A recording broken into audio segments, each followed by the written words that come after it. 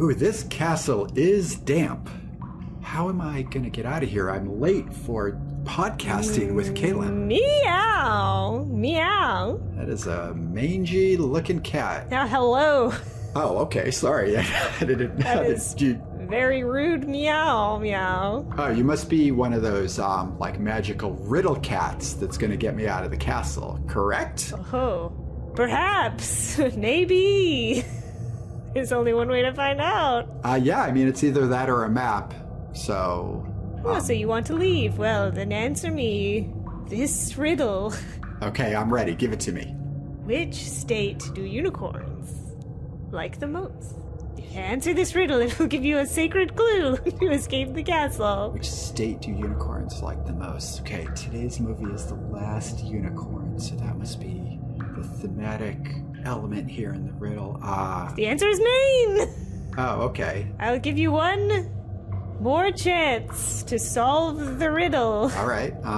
Yeah, it's got to be more riddle-ish, though. That was actually a joke. That wasn't really... That was a riddle. Okay. Of my own devising. All right, let's do... Give me one more. I'm ready. How do unicorns get to the park? Get to the park? Yes, if you find out how to get to the park, you'll find out how to escape the castle, meow. Okay, got it. So, get to the park. Parks are green, they have grass. Grass is outside the castle. Unicorns are outside the castle. On a unicycle! Meow, meow. Okay, so that's... So, another joke. Well, I guess... This was a riddle crafted by mine own hand, meow. So I guess I'm just stuck here with you. All right, I guess you're my new podcast co-host. Do you want to introduce yourself? You answer me one more riddle. Oh, okay. And that riddle is my name, which is Caitlin Cadieux. Extremely I'm an animator, confusing. An illustrator, and a very well-groomed cat. Yeah, you're not mangy at all. I'm sorry. I was looking at a different cat. Yeah, that was uncool. Meow.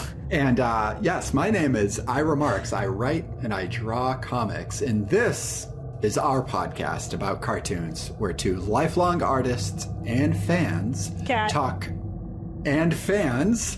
about the mysterious and magical process of bringing good cartoon stories to life. Meow. And you read the next part there, kitty. In today's episode, we are beginning our 4-part series about Rankin and Bass, the production company that has given rise to many strange things over their history, but specifically, we are looking at their cel-animated fantasy films, and we are kicking all this off by looking at a personal favorite to mine own, The Last Unicorn. Meow. Welcome to Cartoon Feelings.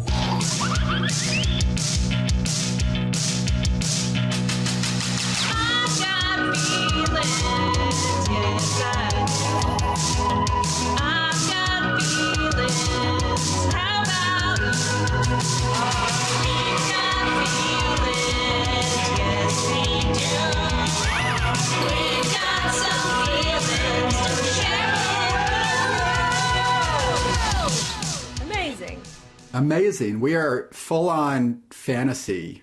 The banners are flying over the, what do you call the towers on a castle? Like a turret? Yeah, there you go. You're a wealth of vocabulary. So I think I'm really just going to lean on you. You are. It's great.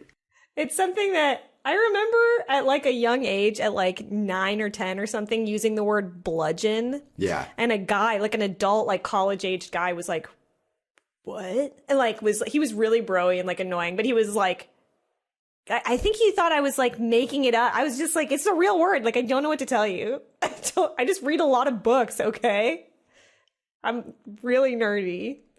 It's all I got anyway. It's only carried me so far in life. I think it's a great skill to have for podcasting. That's good. It's all coming home to roost. My dad also has this really good story. This is more for you, Ira, than for the podcast, but you can put it in there. My dad loves telling the story about how we had these pool noodle toys when I was like 3 years old, and they had like little plastic animal parts added to them, like on the ends and stuff. And one of them was a dragon. It had like a dragon head and little claws. And he asked me what it was. And I said, it's a Leviathan. And he like shit his pants. And he like couldn't believe it. But I am pretty sure I only knew that word from a cartoon that was like Pirates of Dark Water that had Leviathans in it. Which maybe that's still cool that I knew that. I just don't think it was, you know, I just loved cartoons. Another great place to learn fantasy vocab.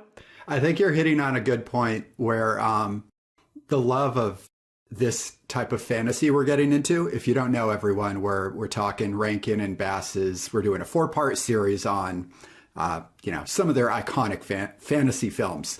But like learning those big words like Leviathan, it's just part of like the draw of these worlds. Yeah, they're so mysterious. Like Leviathan is an epic word that like nothing, we don't have that now, right? What is a Leviathan? Nobody's just like bandying that shit about in like daily parlance. So no, you might name your military battleship the Leviathan, or your like death metal band. Like in fact, a Halo I think there's Star a band Cruiser. Yeah, exactly. Something like that. Yeah, so I'm sure we're going to talk a lot over this series about dragons. I mean, I'm sure you're going to just go on and on about all the types of dragons there are. You're right. And, correct. we're going to encounter some manicores today, That's I believe. True. And a harpy or two. But well, he's not a real manicore, as you'll find out later. Spoiler.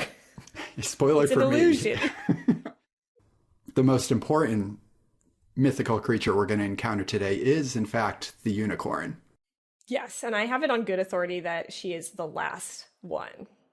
Yeah, so the stakes are high, but I thought I'd, jump into a quick little unicorn conversation here at the 21st annual Rutherford County Fair Livestock Show. Rutherford County, the county that Charlotte's Web is in fact set in. Really? Yeah, so a little Easter egg. Is it an Easter egg if I just tell you midway through the state? Okay, I don't think so. Well, anyway, we're at the Rutherford County Livestock Show, and there's a unicorn competition coming up. And Caitlin, I'm going to ask you a task here to just get us warmed up here. I like to work in my free time. So we've got a bunch of unicorns exhibiting at the fair today, and you've got 3 ribbons, and you need to assign one of these ribbons to an exhibitor. So your ribbons are for the most self-assured unicorn, the most capturable unicorn, and the most majestic of all unicorns. Oh, no. Okay. Now, I've slid here in front of you well, whatever. We don't have to pretend that we're not using computers. I've copy and pasted some text into the Google Doc. I've engraved it on the Blarney Stone. And I picked about 9 classic fantasy unicorns from pop culture. I'd like you to browse that list. We'll go through it in order. So I see here, though, you do have some My Little Ponies. And I will say, I'm intimately familiar with the My Little Pony franchise. In our household growing up, we did watch quite a few of the 80s films. But there are so many of them that I don't remember the unicorns. So I'm just going to categorize those all as one unit, unicorn unit.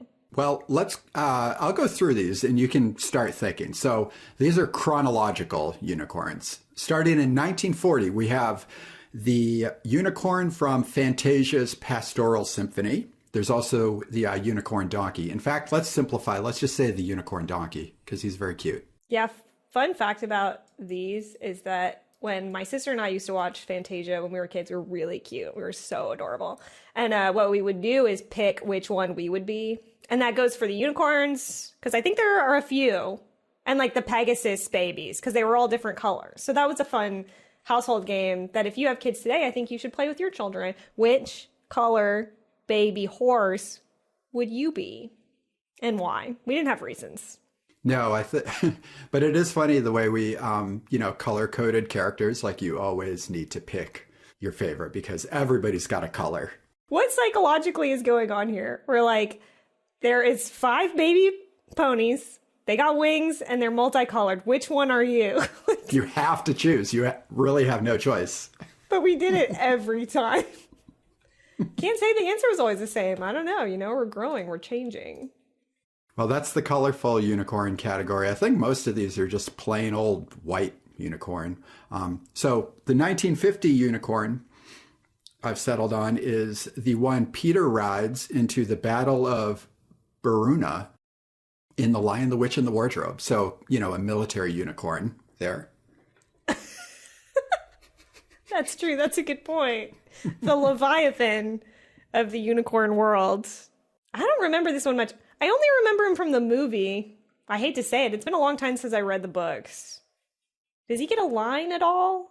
The unicorn? No, he's not a talking unicorn. He's just a silent, war-torn unicorn.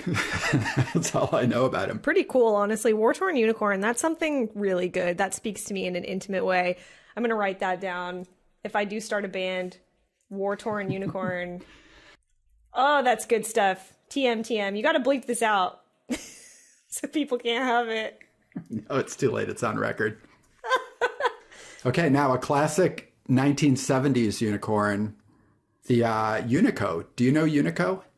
I know Unico. This is very bizarre. It's not a good story. The only reason I know Unico is because I have this vivid memory of seeing, I think, maybe I made this up. I don't think so. I think I saw a DVD of Unico in a Blockbuster when I was 6 or 7, and my mom was like, no, we can't rent this. And I don't know why.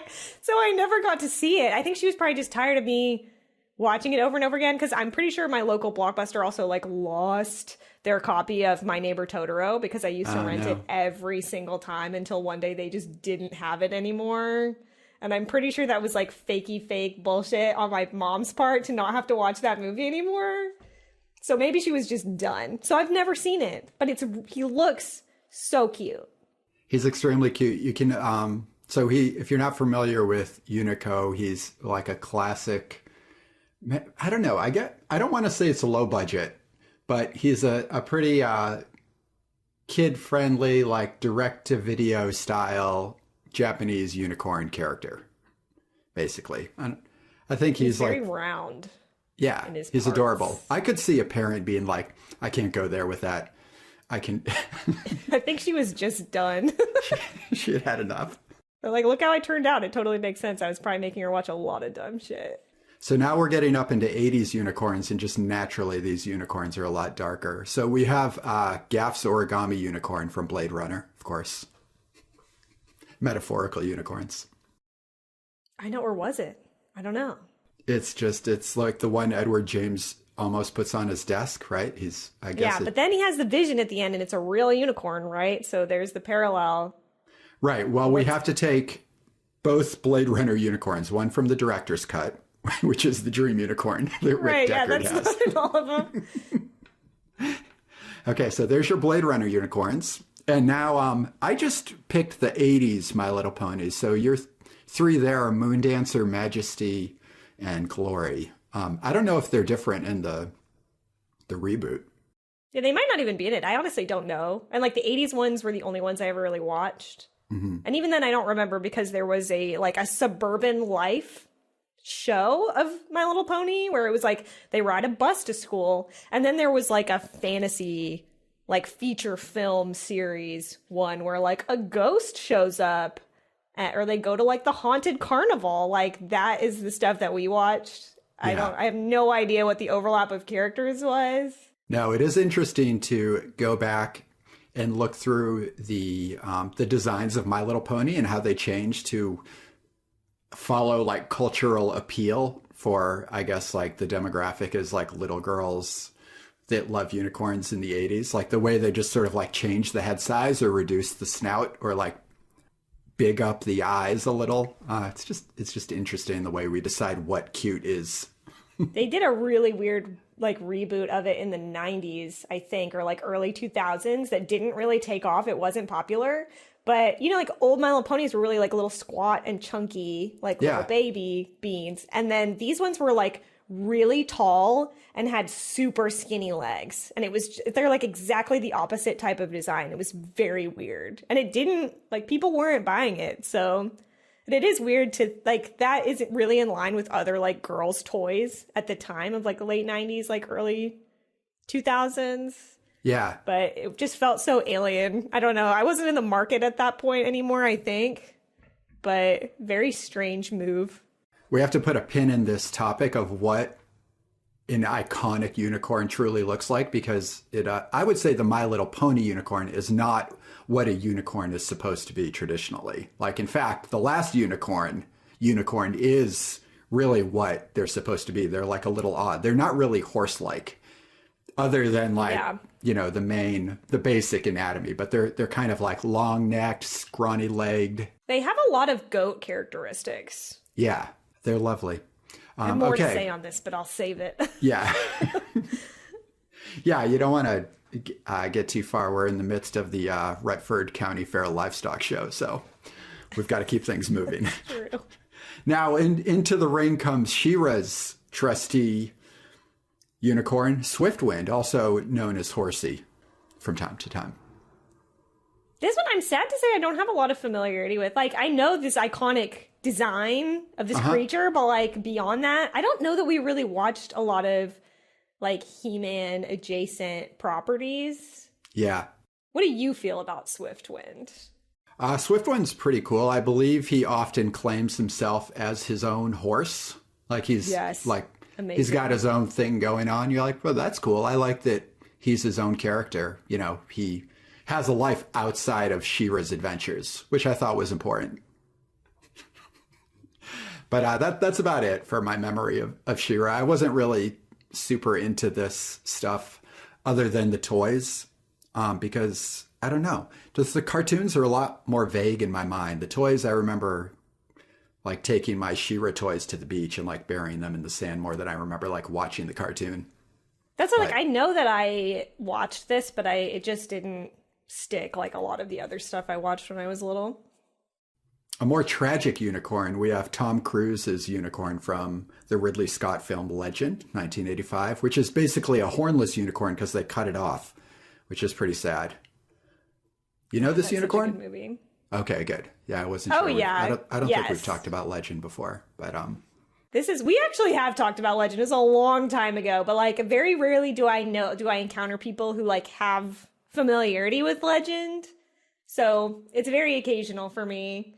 But I will say, I have a lot to say about Legend. We can't do a Legend episode. It's not cartoons. Saving it for live action feelings.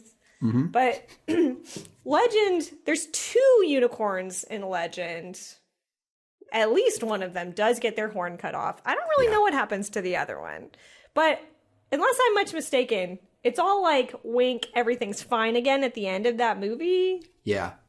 So I guess, like, all's well that ends well, unicorn gets its horn back, or otherwise, like, innocence would be permanently lost, whatever. Some might argue that did, in fact, happen historically in our timeline. That's why we have no unicorns anymore. And why things are so bad. Right. But yeah, this one's getting a ribbon. I don't know which one yet.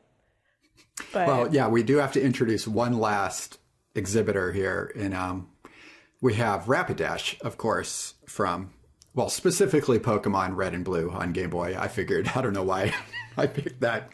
That was my first memory of it, other than, I guess, the cartoons, which would have been like 95. But I can't remember Rapidash appearing in those early Rapidash seasons. Rapidash is in the opening sequence, I think, if I'm not mistaken. Oh, yeah. Well, that's true. But I just meant an episode dedicated. Yeah, I don't think there was one, which is kind of a bummer. Yeah, Rapidash is freaking awesome. So just to run down through these quickly again, as you consider your decisions, and for the listeners at home who have not written this down on a piece of notebook paper to keep track, you've got the Pastoral Symphony unicorn donkey, the cute little color-coded donkey. You've got the unicorn from The Lion, the Witch, and the Wardrobe, Peter's unicorn specifically. You have Unico, the one Caitlin's mom hates. You've got the origami unicorn from Blade Runner and the Rick Deckard's dream unicorn from Blade Runner Director's Cut. You've got the 3 My Little Ponies, Moondancer, Majesty, and Glory. You've got Swiftwind. You've got Swiftwind from She-Ra, the hornless unicorn from Legend. and Rapidash from Pokemon Red and Blue. So take your ribbons, Caitlin, and stick them on a unicorn. This would be the best day of my life, by the way, if it was really happening. Yeah. Really quick question, which I feel like it's obvious, but we're deliberately excluding the last unicorn from the last unicorn from this, correct? No, yeah, we haven't dived into that unicorn story yet. I felt it was important to address all the other unicorns in the room before you are we correct. Focused on the last of all the unicorns. So I'm going to get the obvious one out of the way because, okay, so most capturable, I laughed at that and I was like, it's going to be Legend because that unicorn gets captured. It's a whole thing. But then I saw Rapidash, which has to be explicitly the most capturable one because that's like the whole point. So I'm going to say that Rapidash is, in fact, the most capturable unicorn. Perfect. Most self-assured is tough. Mm-hmm. Self-assured. Would you care to define that term? Well, Swiftwind is the one that comes to mind simply because he's got his own thing. He's very cocky also, which to me is and it might be the only occurrence of the cocky unicorn because unicorns are a bit abrasive just in general because they're not human in any way. Well, then you usually don't want to hang out with you. No, they're just on a different plane. So yeah. I guess they're all a little self-assured. Rarely do you encounter a unicorn that's timid unless they're the very last of all the unicorns, I feel like. So self-assured, I just mean, like feels great about the way their hair looks, basically, or their mane. Sorry, unicorns. And like by your articulation, I feel like it should go to Swiftwind, but because I don't know Swiftwind really well, like, let me just posit this. Maybe they're willing to share the award. I don't know. Let them figure that out amongst themselves. But Peter's unicorn having to not only go into battle, and it's like pretty scary, pretty intimidating. I think they're outnumbered. It's like literally the horde of Satan. Not great. You got to be feeling pretty confident to not only be charging into that in the front lines, but also be carrying a child. Yeah. So I think Peter's unicorn in the Chronicles of Narnia might be one of the most self-assured unicorns. Because I know I wouldn't carry a child into battle. I can picture it rearing up on its hind legs now as you handed it its ribbon. It looks great against the sun. The sun glistening across it. The best day of my life. All right, and now the most important. And what color is the most majestic ribbon? Purple? What's the unicorn color? This unicorn. Probably purple, yeah. Or like iridescent. Okay. I would say like a pearlescent. Yeah. Okay. Ooh, it's really nice. And the other ones are just like blue and red, probably. Yeah. The normal ones. The most majestic out of all these? Okay, I'm going to say that this, like, the hornless unicorn is probably going to get most majestic to me, or like the legend unicorns, because, like, those out of all of these ones on the list are most, like, treated in this traditional fantasy way where, like, you're not even supposed to look at them, essentially. And they have this really amazing and very cheesy sort of sequence where you see them, these two unicorns that are like playing together, and the whole time in the background there's whale sounds. It's true. But it's like, I think the intention is to instill a feeling of the majesty of these creatures, that they're like, you're not supposed to be, like, you're so fortunate to be bearing witness to this. And that they're, like, fundamentally part of the balance of existence. That is all very majestic to me. And they do, like, they're literally just horses in that movie with, like, horns stapled to their foreheads. But, so not, the kind of unicorn that you and I clearly agree is, like, quote unquote, the real type of unicorn, like the last unicorn. Yeah. But they still have that real, like, physicality and majesty of a horse. So it's your lucky day, legend unicorn. Here's your horn back. And the rest of the exhibitors lower their long necks and slowly meander out of the rink. Okay, but, like, the My Little Pony unicorns are the ones that I'd want to go to the ice cream shop with. You know, we could all sit down and have a cartoon beer. Yeah. Well, thus concludes the 21st annual Rutherford County Fair Livestock Show Unicorn Competition.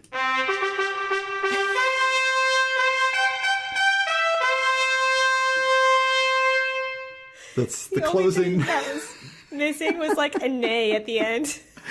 Well, I'll drop that in later, right here. You know, do unicorns neigh? Who knows? Who knows? We don't know. Ah, God, now that you mention it, I think they're pretty silent. Yeah, like I don't think you hardly ever even see a unicorn, you know, let alone, according to legend, they have a backing track of whale sounds that I'm assuming they're emitting, probably for just like long form, like communication amongst different pods of unicorns.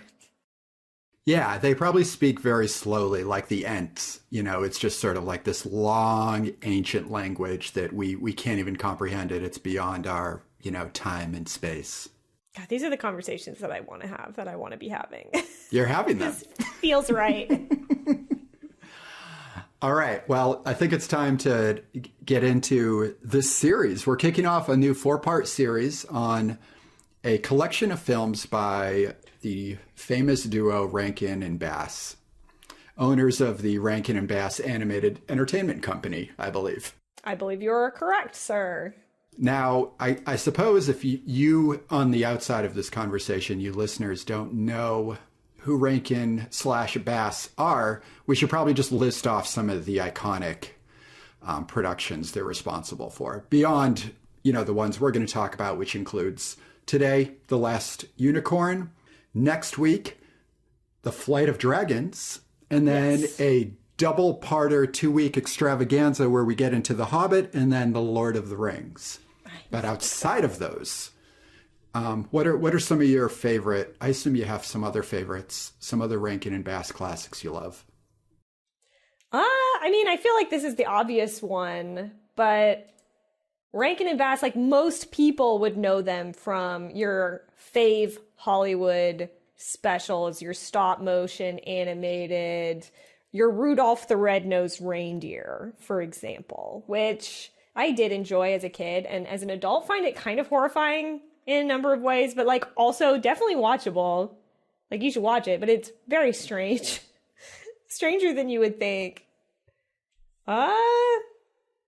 Yeah, we're really talking about most of my faves though. A lot of them are kind of TV special format works. Like there's Frosty's Winter Wonderland, which I remember seeing a lot. That was a pretty big one in my house. Well, and another one, if we're going to get into the TV stuff, that I actually didn't really know about, but they did the Thundercats TV show, which was another big, like, 80s cartoon that was big for, like, me and my sister in our household growing up. Very into Thundercats, like, didn't really know that was a Rankin and Bass thing. Right, and I think they also, or at least, who's still alive? Rankin, I think? Yeah, I'm glad you mentioned that. So on the Rankin and Bass Animated Entertainment Wikipedia entry, there's like the end of the company section under the demise category that says, like, Arthur Rankin Jr., you know, after the dissolution of the company in 1987, he split time between New York City and Bermuda, and he died at Bermuda. And then, like, after that, it's like, Bass became a vegetarian, and he wrote a book about a vegetarian dragon. Like, those are in the same paragraph, and that's literally all it says. So one of them is just like, after the company is over, so-and-so died in 2014, like years later. And then the second sentence is just like, Bass is a vegetarian now. Like, are those two things equivalent in the context of this? But I guess he did write a book called Herb the Vegetarian Dragon, which sounds really appealing.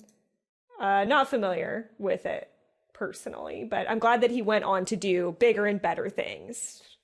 Now, when I think of their work, I mean, the aesthetic is deeply embedded in my DNA, but I put this stuff in the TV category more. And I feel like almost all of this is direct to TV content, even like The Hobbit was, I believe.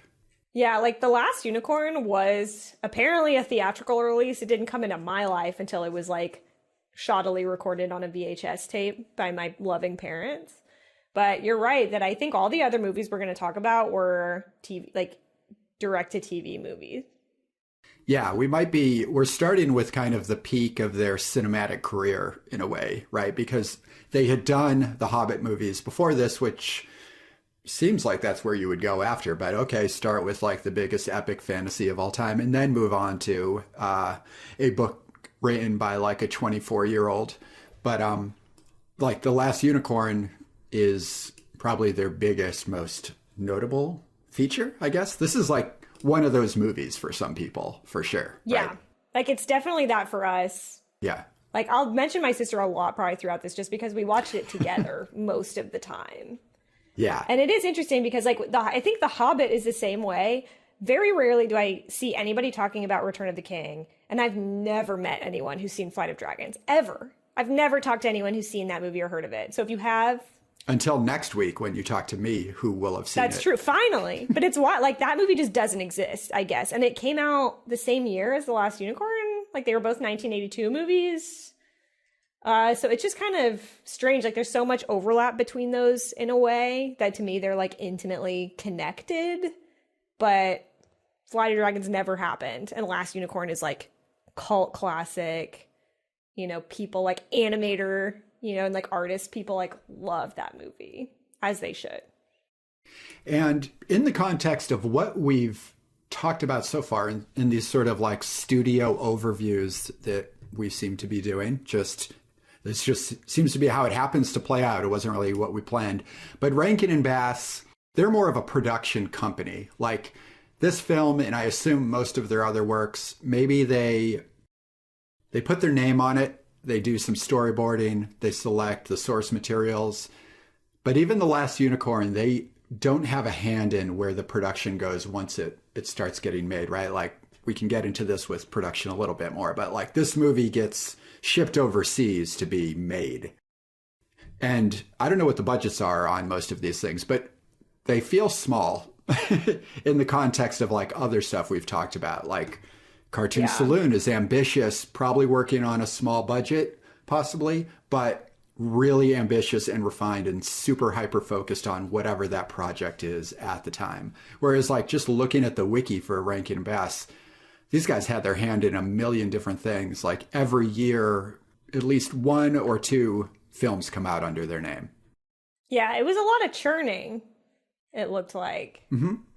It's like they knew what they were about. And so it's all really different. Like I didn't really realize that the people who are connected to making the Thundercats cartoon are the same people that were connected to making Rudolph the Red-Nosed Reindeer. And also like a countless array of other stop motion holiday centric TV specials. But it's like they had these buckets of like that were all under the umbrella of their brand and they're totally different. It's kind of like we haven't really encountered something like that before on the podcast. Yeah, true. And all that is really to say that, to me, this is me kind of telling myself this, I have to put this in a different context than like other feature films we've talked about, because it's not fair to say this one looks like shit in certain scenes, or like the directing is just kind of generally bad in some spots, and the framing is awful at certain points. Like these things... I don't think you can judge it as harshly as you can some of this other work because it's just a different type of production. So if you're thinking we're going to just tear this apart, it's not going to happen. I would never do it anyway. I like literally physically can't. I love it so much. Yeah. But it is like the made for TV-ness of it. Although again, this was a theatrical release, but like you can see that it's made in these studios that are like that are play in these different worlds. And actually what's really interesting to me, and I remember learning this so long ago, like I was probably still a kid when we were like actually getting to Ghibli movies, but what's really wild is, you know, I grew up like loving this movie from a young age, and then I learned, you know, much later that the studio that made this, like the Japanese studio that animated this, Topcraft, which is one of the studios that Rankin and Bass worked with and like did other projects for them as well. But they basically were Studio Ghibli before Studio Ghibli became a thing. So like if you've seen Nausicaa and the Valley of the Wind, which I think everybody sort of thinks of as a Ghibli movie because it's a Miyazaki project, but it was animated by Topcraft before Ghibli was a thing. And I think pretty shortly after this movie was made, after The Last Unicorn was made, I'm not 100% sure, but that movie went out of, or that studio went out of business. Right. And it kind of just like Miyazaki and a couple people bought it, and sort of like there was some shuffling around of people. A couple people like splintered off and like did their own studios. But that, like, a significant portion of Topcraft ended up becoming Studio Ghibli. So it's kind of interesting to watch a movie like The Last Unicorn, which is, you can sort of see the, like, the anime aesthetic in it. It's still not quite. There's, like, other influences in it that muddy that a little bit. But it's kind of cool to look at that and think, like, oh my God, like, these people, like, people who animated on this movie went on to be Ghibli animators. Like, something that I never connected before. Like, I would never have just connected those dots on my own. Yeah, and whether that company splintered, their some of the other animators went to Pacific Animation, which went on to do the Thundercats and Silverhawks. So even though it's breaking up, we're still getting, I don't know, that, like, Rankin Bass flavor, like, just kind of iterating into these other spaces, which is interesting because the look of so much of this stuff is, you know, Disney has like kind of their own thing and they keep everything pretty like close to the vest. But it's just interesting to see like an aesthetic break apart and then kind of appear in a couple different places. And I mean, it's still all kids entertainment and we were encountering all this stuff, but it was just the economics of it is interesting to think about now. Yeah, it's like an evolutionary tree. Yeah, it's pretty cool. So now, specifically on The Last Unicorn, we must first address the tagline, and then we'll give like a quick little like recap here. Caitlin loves taglines. So this is the official tagline. I really do. I think they encapsulate the whole thing. For The Last Unicorn, we'd like to say, there is magic in believing, ! Which I think is true. Yeah, believing what? You know, whatever. Just believing. Capital B, believing. Yeah. The ambiguity of fantasy language is, as I get a little older and I maybe want more meaning out of my stories or like something a little more grounded, the illusion of saying things like, oh, you just have to believe in all this stuff just kind of, it starts to make me feel old that I've turned against the when you wish upon a star type of like. That's a thing, man. It's a lie. It's a deception. Yeah. But it's still a good tagline. So anyway, quick little like Last Unicorn recap, just so you know what we're talking about. We've got a purple-eyed unicorn, supposedly the last of her kind, helped by a second-rate magician and a middle-aged woman, basically, I guess, who used to love unicorns. They come together to help this unicorn discover regret, basically. At the end of this movie, all this unicorn gets is a sense of regret. The end. And like an ex. An ex-boyfriend. So, you know, all these concepts, all these big ideas and stuff are basically attributed to the writer of the book, Peter S. Beagle. 1968, his book comes out. And he is in his 20s, according to my research. I don't know exactly where in his 20s, let's say 24, 25, but that is young as hell to be writing a screenplay for like an animated feature. So good for him. I actually didn't know he wrote the screenplay for this too. Yeah, he's the voice of all of this whole thing. It's crazy. I think even most of the dialogue is pulled directly from the book. Or there's like some statistic where it's like, did you know 50% of the dialogue is? But I was looking back through some of the text because I haven't read this book in forever. But a lot of it is there. So that's kind of a thing. Did you read this ever?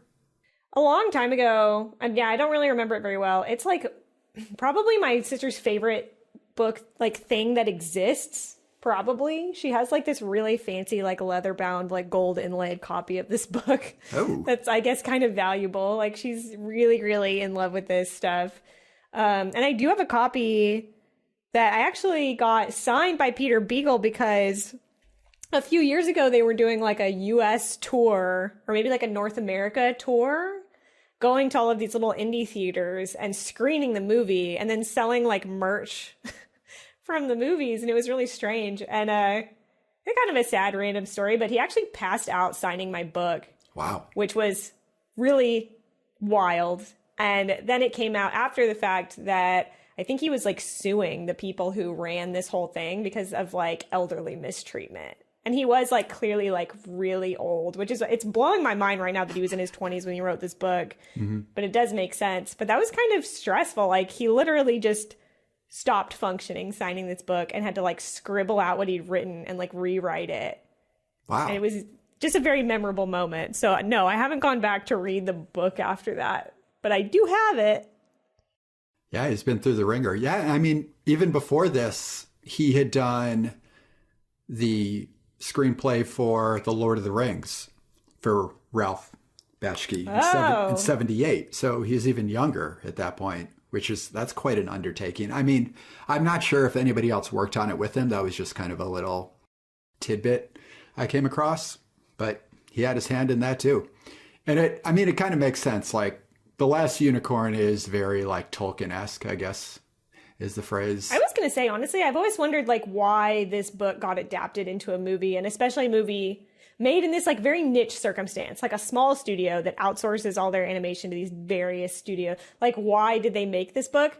But honestly, Peter S. Beagle just like having a job with the studio where he also does writing for them in addition to writing his own stuff, that makes a lot of sense to me. Like, that makes a little bit more obvious why, like, if they're looking for another story, like another movie to do, you're right there. You've already done so unrelated to your own writing work for them. You can be like, how do you like these apples? And here's my unicorn book. It's kind of in the same vein as the other stuff. Yeah, totally. And, a couple years later, we get the Black Cauldron and stuff. So, fantasy culture has like seeped down into the kids' entertainment realm at this point. So it could be as simple as that, right? They're like, let's grab something that is going to play to kind of like the D&D crowd and the Tolkien fans. And like some other 80s cartoons we've talked about, this one rides that weird line of like, is this for kids or is this adults? And I guess specifically, this one is a mixed bag, which is probably why it's kind of weird and culty. Its early press material said this was going to be like an adult feature animated film. But then somewhere along the way, they like chickened out. And I feel like you can see little elements where they're like, oh, let's make the butterfly like this because now this is a kid's cartoon. Even though the unicorn, as soon as she becomes human, is like, I can feel my body dying. Like, they keep that line, but the butterfly is quite whimsical. It's... I think the butterfly is like that in the book, though, if I'm not mistaken. Like, he says the same shit, but he looks like a cereal box mascot.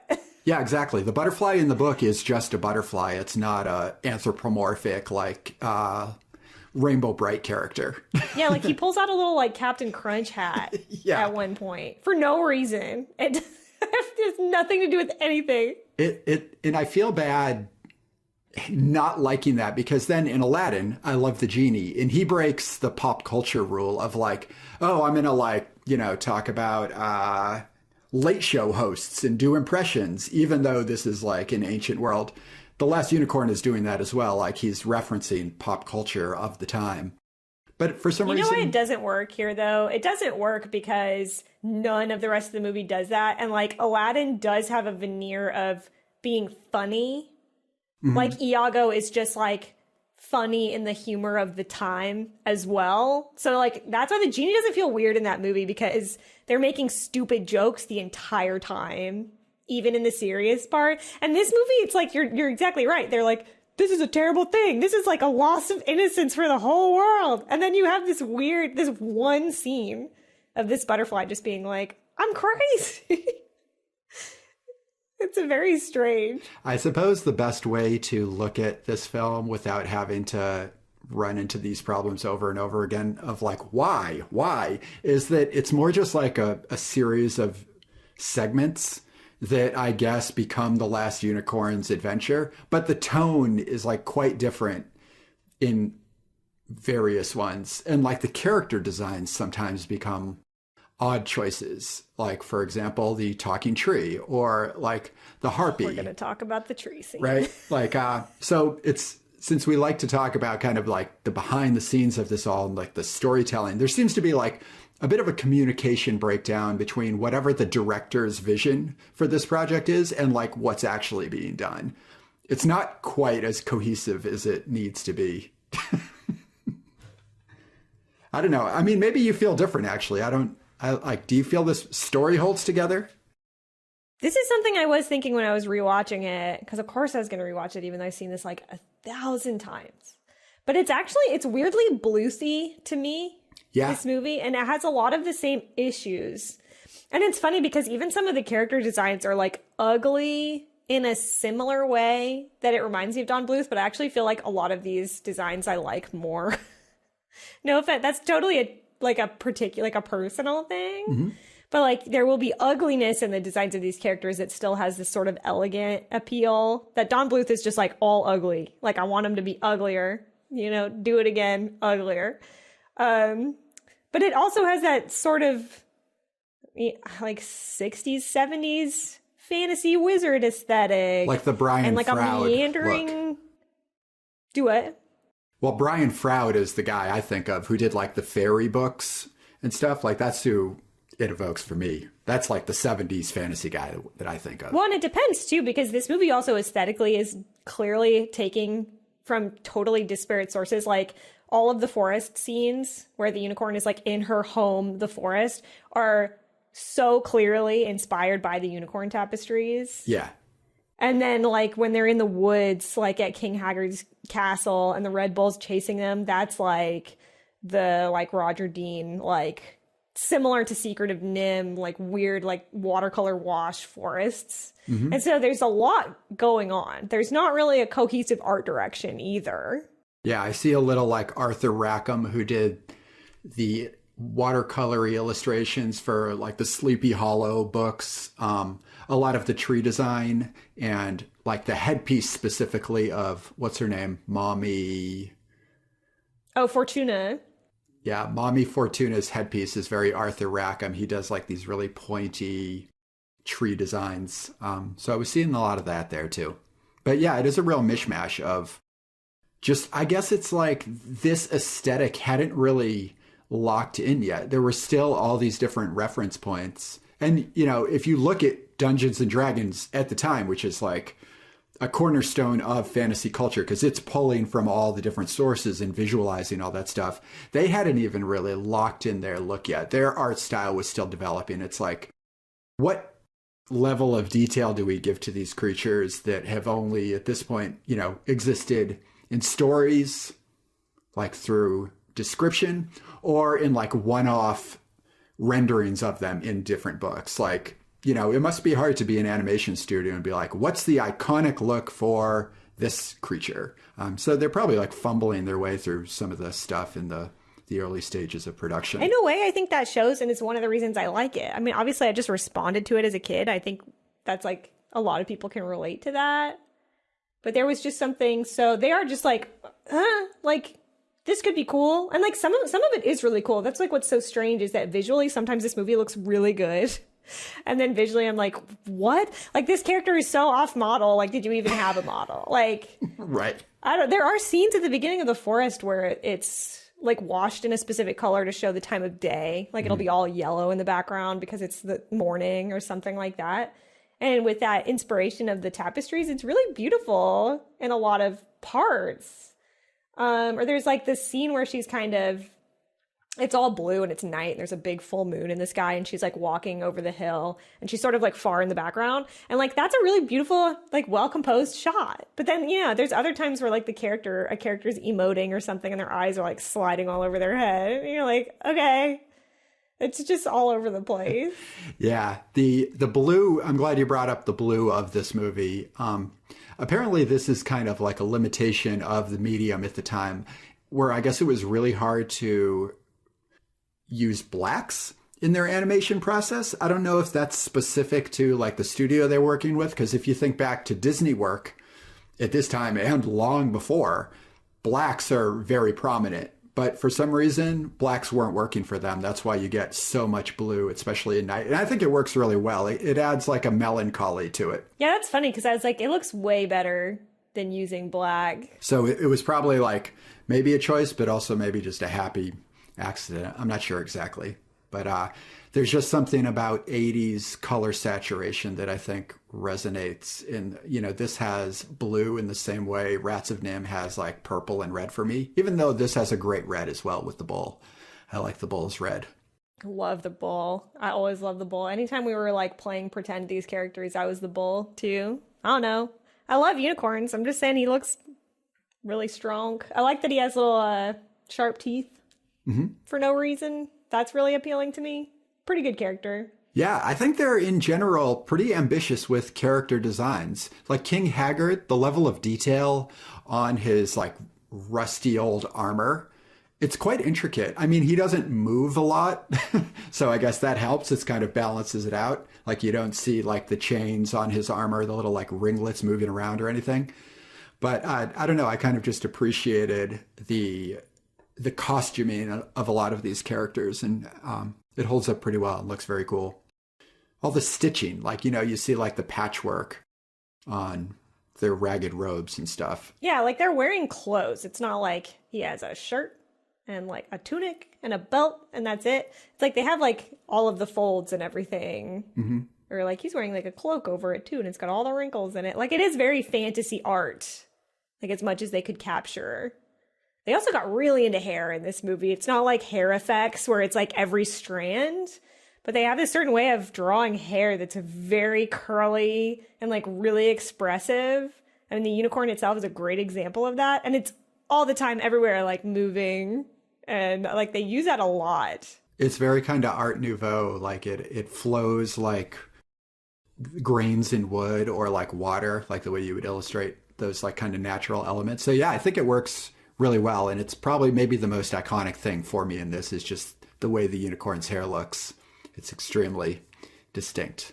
So before we get too far into any specifics, storytelling. This is basically just like a bunch of allegory, which is how these stories are generated, and it's like where their appeal comes from, and also where the creativity comes from. By like working in allegory, you can kind of pin together these interesting ideas. But I feel like, I don't know if it's just the fact that this is a young author or what, but the characters in this story and like stories like this, I find really hard to engage with. And when we get into the plot, I'll like be more specific about how there would be a million editor notes on like the protagonist of this story. Like, who are we following? Why do we care exactly? Are they likable?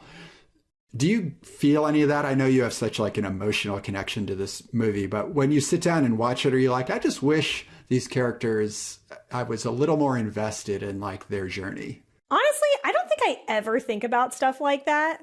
So that's another conversation we should have at some point, because sometimes the way that we both talk about story stuff is really different. Yeah. And sometimes it's really similar. Because like I can't think of a movie where I feel, I mean, I guess I know when I'm bored or if I like actively don't care about what's happening. There's something like that. But like a great example to end, like to bring back the Bluth comparison is like I felt that same way. Like watching this movie as an adult, I feel that. And just like watching Secret of NIMH, I don't really care because I have all of these other reasons to be watching it and like childhood nostalgia and like whatever. But there's something that makes me respond to both of those movies, like this movie and that movie, that it like, that's not the thing for me. And maybe like if I saw this now, how would I feel about it? Maybe not the same, because it does have that. I'm like, what even is the story? But for whatever reason, I don't really care. And I think that's maybe also what defines cult classic movies too, though, is like that they're not good. But there's, for whatever reason, you're like, yes. And I don't know why that is. Because at the same time, like, why as a kid did we love this so much? Like, why? What is the reason for that? It's not like we saw other movies that we didn't care about, right? So I don't know. Like, I don't have an answer for that either. Because it goes for a few movies that I like. And then you can never know how would I feel if I watch this now. but it's definitely not how I would tell a story. Like, totally not. Like, I don't really understand what the point is, but for some reason it just works for me anyway. Yeah. I mean, I like this sort of thing. And maybe I'm reflecting on it in my own life experience, where when I was telling stories in my 20s, it's not even an age thing, actually. I think it's where you're at with your storytelling ability. Like, this sort of story comes to you earlier in your career because I don't think you know how to look and empathize with characters well enough yet. I think one of the first things you learn when you're writing is you learn world building, and you learn to build up those resources that like flavor a story. Like, this story is all flavor. When it begins, the unicorn just appears for the first time. She has no backstory, and that's fine because that's kind of like, I don't know, she's like a mystical creature, but she seems to have just walked on the screen for the first time, which I would say is like weak storytelling, to not have her feel like she's emerged from outside the frame. Like, literally, she just like was born in the box on the screen. And I think that's a symptom of like, I'm a young storyteller trying to figure this out. I don't know how to enrich this character in the interesting ways that will come to me as I like grow. So that's just something I was thinking about, because it was something we hadn't really talked about on the show yet. Like these different variations of story, and how fantasy is like very much in this one box where you can kind of be like, that actually doesn't matter. And I can be fine with that, but I also still think about it when I'm watching these movies. Yeah, I totally know what you're talking about. And like, when you're young, when you're a young storyteller, that you write things in a certain way, potentially because you're like in your early stages. And that resonated to me. It's not something that I thought about while I was watching this, but it's just like, it honestly reminded me of, I used to write a lot more when I was younger, and thank God none of it exists anymore because it was trash. But like, I wrote like hundreds of pages of like fantasy book and like whatever, like made up stuff, and it wasn't good. But the reason it wasn't good was because it was basically just whatever I was reading. Like, it wasn't literally that, but it basically was. It was just like all the elements of stuff I like. And that's because you are compelled to tell a story, like, or like to be a storyteller. So you write, like, you know, a lot of people feel that way, and that's like where it begins.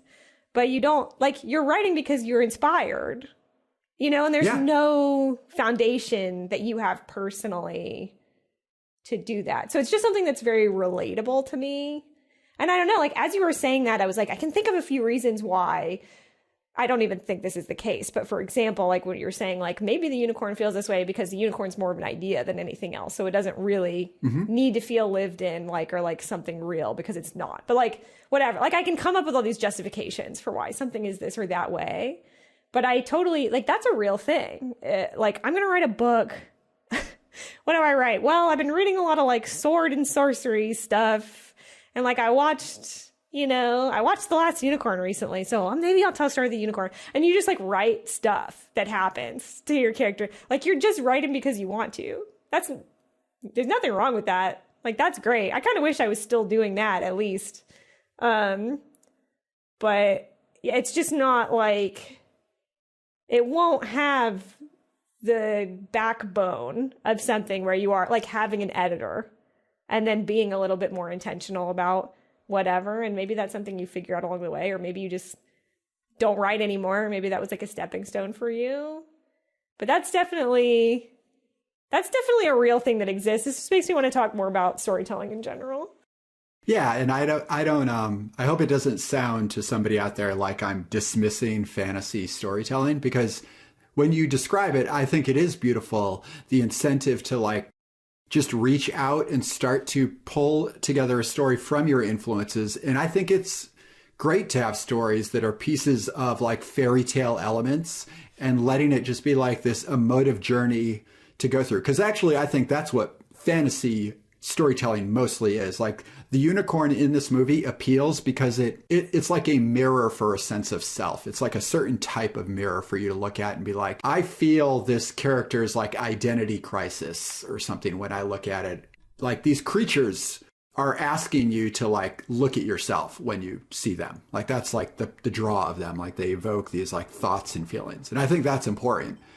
But I also, wonder, like, what is that all I was like connecting with?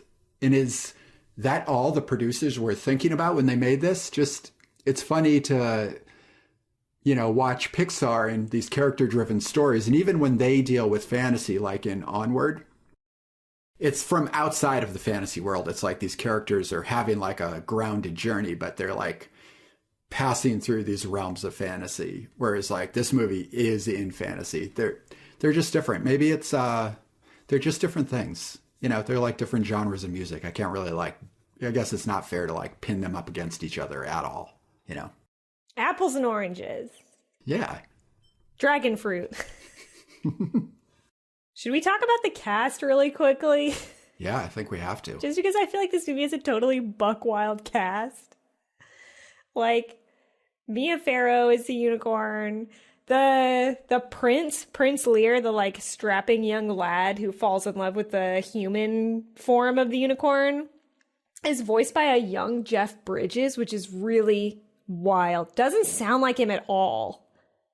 It's so wild. A funny note on the Jeff Bridges thing that I saw was he was willing to play this role for free. That's how much he was invested. I'm like, this character what a homie. That has kicks nothing ass. going on. It's good. Yeah, good for him. Like he wants to be in a cool movie, I guess.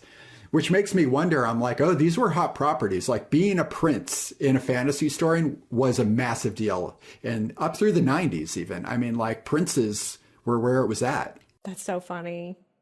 That's hard. It's just hard for me to even visualize that. Who else we have? With Alan Arkin as Schmendrick the magician. Yeah.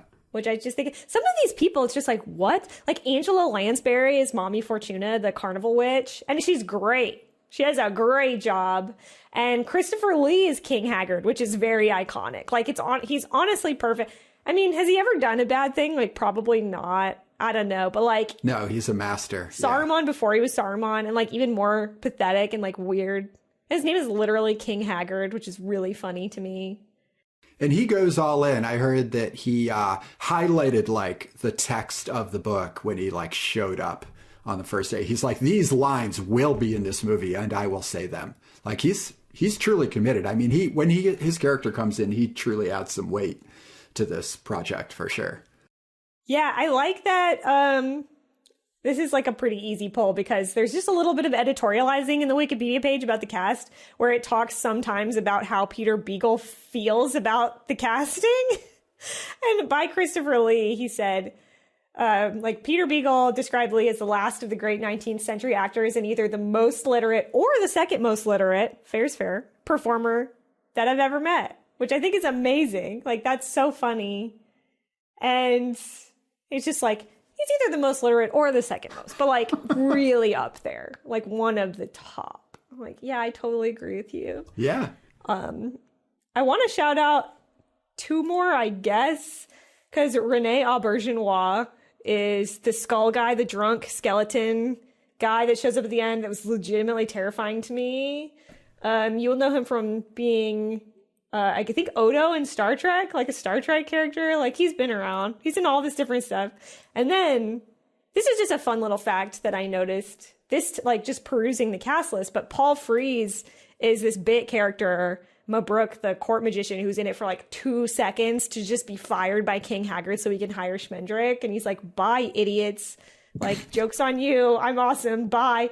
But he was also the guy that did the narration for the Mars and Beyond Disney short. Oh, hell yeah. Nice. And he's just like one of those guys that has that iconic voice. He doesn't sound the same at all in this movie, but I just thought that was neat. Paul Frees. Y'all probably know him. I love that fact. And the one other fact, I'm just like blazing through now. The one other fact that we haven't talked about yet is that this movie is sort of a musical-ish, but all the music was done by the band America. Yeah. Who viewers at home, listeners/viewers at home will know from their iconic Horse with No Name song, which I guess is really appropriate for a movie about almost a horse. Mm-hmm. But it's all like original music. A lot of them are about unicorns specifically, or what it's like to be a woman, or falling in love with a strapping young prince lad who is Jeff Bridges. Like, it's a full album. Check it out. Now, I don't know if this is true or not, but so Jeff, Mia, and not Christopher Lee. He doesn't sing any songs, but Jeff and Mia, just calling them by their first names, they're singing the fucking songs in the movie. And I don't know, was that a budget thing? Like, do you have the actors just do a rough take and then you come in with some professionals? It's not like they're bad, but it does kind of stand out for sure, especially with Jeff Bridges. This is a great point. Now, do you think it was supposed to be dubbed over and just never got done or what? I don't know. That's a great question. Honestly, haven't really ever thought about it, but you're right. It's weird because none of these people are known for their singing. Maybe it was one of those things where all of them were just like, yeah, we'll take a stab. Like, we'll see if we can also like have a singing career, and just like, no. And I mentioned this to you last time, and I'm starting to think it was more of like a little like urban legend that my sister and I made up. Because, so let me just say, if you watch the movie now, like for example, on digital, you can get it on Amazon, whatever. I think I have like a Blu-ray or a DVD version lying around. But I swear watching it now, even on these digital platforms, there's like VHS distortion. And it does make me wonder, like, what print did they, how did they make this, like, digitize this version? Because it looks really good. It looks better than it looked on our VHS tape. Yeah. But our VHS tape had such significant distortion in the audio and the visuals. We just, like, beat that thing to hell. And one of the songs in particular is like a Mia Farrow song, and she sounded awful. And, like, as kids, we were like, this song is particularly bad. And I think it's this, like, now that I'm a woman, I'm singing about how I'm forgetting my unicorn self, whatever. It's all Mia Farrow. And it was awful. And listening to it now, it's not really that bad, but it's still not great. As you've mentioned, the songs aren't good. And we thought, I think watching it on DVD for the first time as semi-adults, we were like, oh my God, did they like re-record this? Because it was so shitty before. And I'm starting to think we made that up because I actually tried to find like information about that and I couldn't find anything. So maybe that was just an explanation for like really bad distortion, but it's still pretty bad. And I'm wondering if anybody can corroborate this. Like, the singing is not good. I don't know. Jeff Bridges is fine. Like, at times it's serviceable, but it's never like, I'm gonna, this is like my new favorite, like, iconic. It doesn't level it up, really. And I mean, Jimmy Webb, I think he did a great job. America, solid band. Now, here's an important question for me to know the answer to. Pitting these two songs against each other, which one's your favorite? Last Unicorn by America or Bright Eyes by Art Garfunkel from Watership Down? Oh, it's going to be Last Unicorn for me. Okay, I'm a Bright Eyes. That makes sense to me. I mean, it's not, like, I think a lot of that is just from the nostalgia, but, like, the Last Unicorn song, and then it's playing over this. Honestly, I really like this. It's, like, dated a little bit, but I still think it looks pretty cool. But, like, the opening sequence of this movie is all animated versions of the famous series of medieval tapestries about unicorns. They're very iconic. There's a bunch of them. The last I checked, they are viewable in the cloisters at the Met in New York City. But I don't know. I mean, I guess they might be open. I don't know. It's still a pandemic time. But when you can go to the cloisters, if you're in the New York City area, check them out. But there's quite a few of them. And it's really cool how they did it. There's just like the unicorn and the tapestry, like drinking at the fountain, surrounded by all these animals. And then, they'll have her animating, like running through the woods, but it's still all in this tapestry style. And I love that. I think that was really formative for me. Yeah, it fits in. There seems to be this idea, books are still like a real commodity and like magical artifact in this era of human history. Now, who fucking cares about books? But it's, Rats of Nim kind of does this the same way where the movie kind of fades in and out of being a storybook. Like it'll turn to like an illustrated page. And like Disney always did this where it's like the book opens and we dive into the story. And this one, I feel like it's in the same spirit of that where you're like, these fucking amazing tapestries, we're going to walk into one and there's going to be some songs by the band America. And America is also going to be there as well. Yeah, we're all there. All your favorite Western iconic yeah, like art I'm figures. Really wondering where, like, who pitched that as part of the idea? And like, was it purely, there's one song where the unicorn leaves her forest to go on this quest and it's like a montage, so you're like seeing her walk through all of these different locations, and that's it. It's just a visual montage of her traveling. And then there's a song by America talking about how she's walking down Man's Road and all of this stuff. And I was like, you were like, they did Horse with No Name. They walk through the desert. That's something. We should put that in this movie. It doesn't really sound the same, but it just feels like it has the same spiritual source. I guess it's just one of those things that made sense at the time. It's like the same thing that like in 2016, Shakira made sense for Zootopia. You know, like... Yeah, but that totally makes sense, Ira. Well, to me, I think America makes sense in The Last Unicorn in the same way like Art Garfunkel makes sense in Watership Down. It's just like these things aligned for whatever reason. Right. I'll be honest, like I'm not above if I was directing a movie and I wanted to meet a band. Yeah. I'm not above simple. like yeah. forcing them to do the music in my movies. So I'm not saying that's what happened. But if I was directing Soul, for example, I would be like, you know who'd be so great for this jazz movie? Trent Reznor. Let's get him in the studio. Yeah, and they're like, Caitlin, you've said that for like the last 8 things we've asked you. Even when we asked what you wanted for lunch, you just... I was like, you know what I'd love to have for lunch? Trent Reznor in the studio. Honestly, I don't have that power, so... Not yet. Why don't we take a quick travel montage, aka a break for me and the listeners, and then we'll come right back with all of the innards of this film. Then look into the sky where through the clouds of darkness torn. Look and see her, how she sparkles. It's the last unicorn. Welcome to The Last Unicorn Theater by Caitlin Cadieux, featuring Ira Marcks. Once upon a time, there was this unicorn who lives in a woods somewhere. One woods somewhere, I guess Europe. It's unclear. I don't know if that's ever specified anywhere. Fantasy environ, very idyllic. And she learns from two encounters. One is 2 hunters vibing in the woods, and they're like, one hunter says to the other basically like, you know these woods are haunted by a unicorn, right? The guy's like, what are you talking about? And he's like, yeah, that's why it's always spring and there's always animals and it's great here. And the guy's like, yeah, we better get out of here. We don't want to mess with this. So they leave. And the unicorn hears that and she's very intrigued because the guy's like, by the way, you're the last one. She's leaving. And then she also encounters a butterfly who is very colorful in many ways. And he sings her a bunch of songs and then tells her that all the other unicorns got chased away by some kind of creature called the Red Bull. And she's like, what? That's weird. That can't possibly be.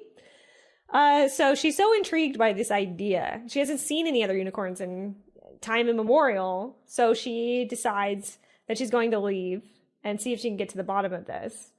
So she leaves. And on her way, she basically has a bunch of random strange encounters / adventures, and she befriends a few people and then finds out the real meaning, I guess, of mortality. So she meets her first encounter. She falls asleep on the roadside, and an actual witch, a magic witch named Mommy Fortuna, comes across her, casts a sleep spell on her. She can see that she's a unicorn. Something that comes up a lot in this universe is that most people can't tell a unicorn when they see one. They just see a horse because of their like weird mortal non-virgin eyes, I guess. I don't know. It's not explained. But she can tell.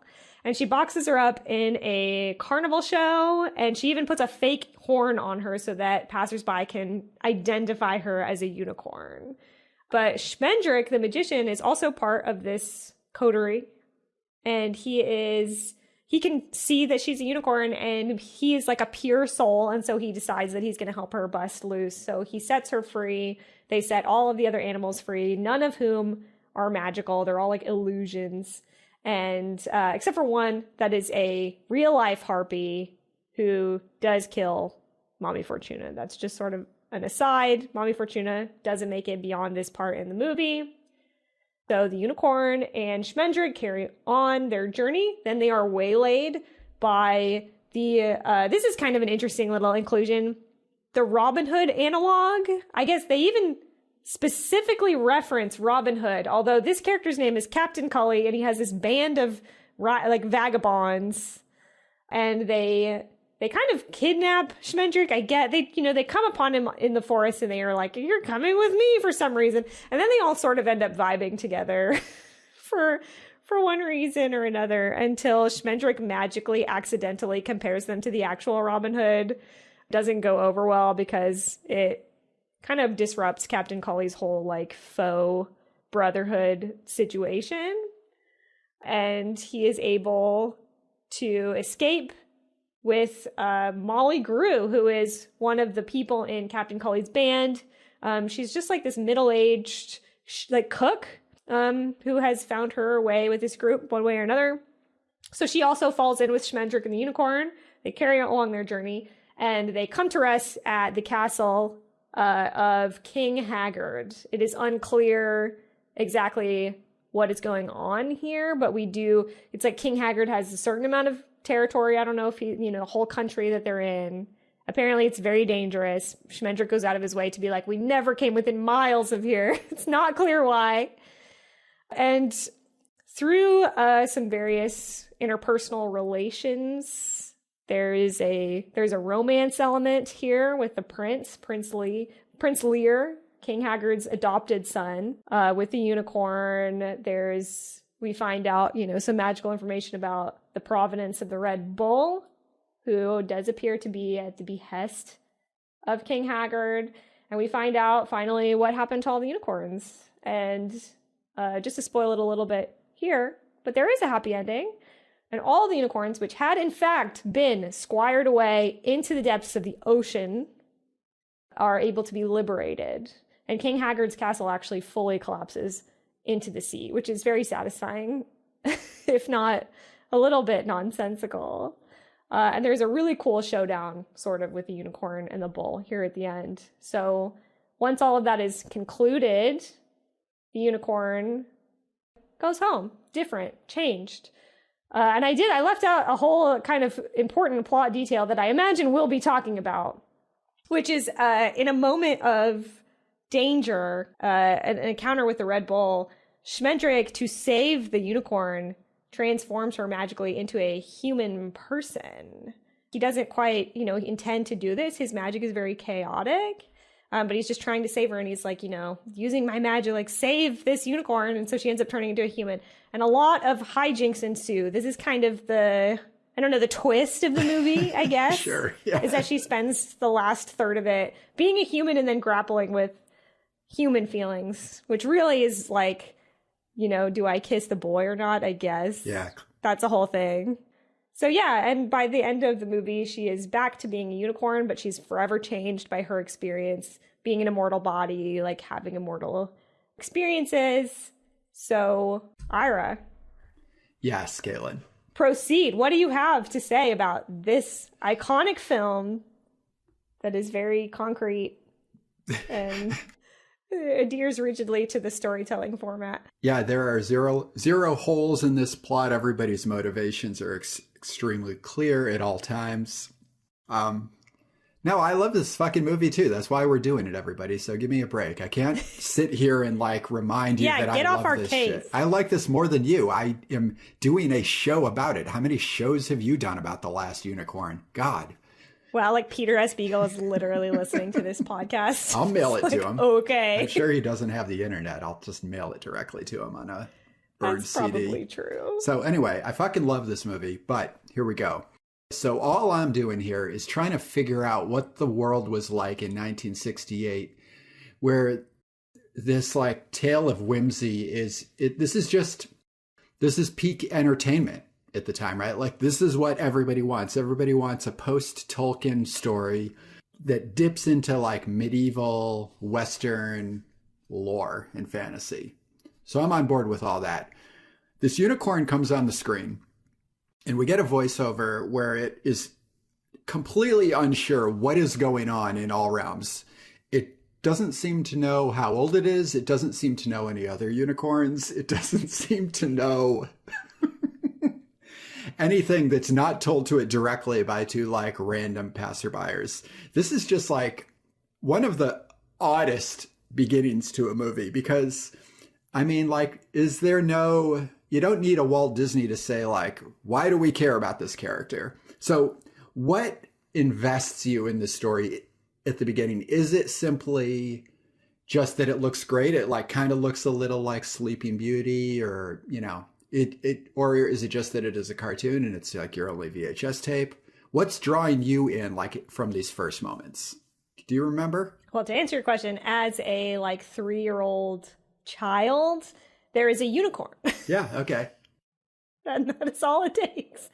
I don't know, though. No, here's my bigger question. What does a unicorn mean to you? Because I think that's the core of this movie.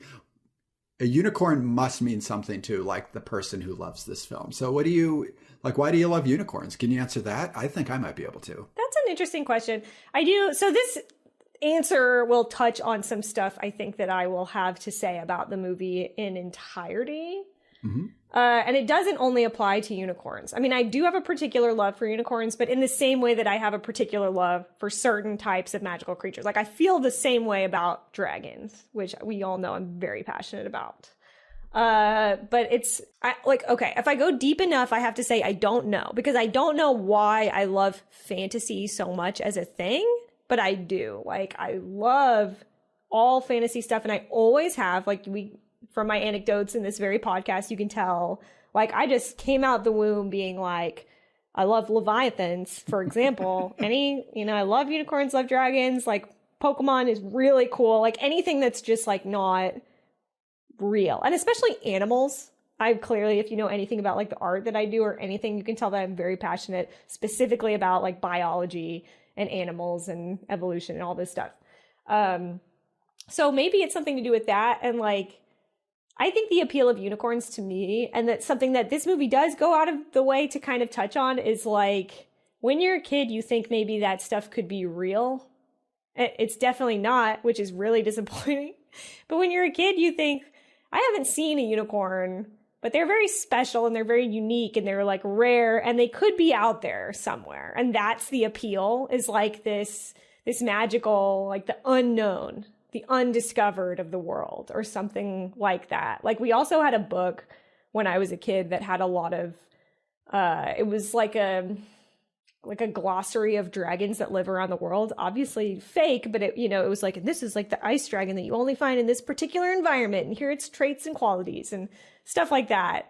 Like a beast manual. And I loved stuff like that because it makes it feel like you could go out and find those things. And I think that's what the unicorn is for a lot of people. It was something special that people wanted to see. Yeah, it's like an embodiment of human longing. And I think the way these things are very real is that they're like evidence of, like, the human urge to, like, understand and connect with, like, the natural world, right? And the unicorn is, like, just one of those creatures that, as the world expands and is, like, overpowered by human agenda, these are the pieces that fall away. And then, like, how do we talk about that? It's like we generate these symbols of it. So, like, the unicorn wouldn't emerge unless humans had, like, this longing or sadness or, like, sense of loss of purity, or, like, kind of a shame for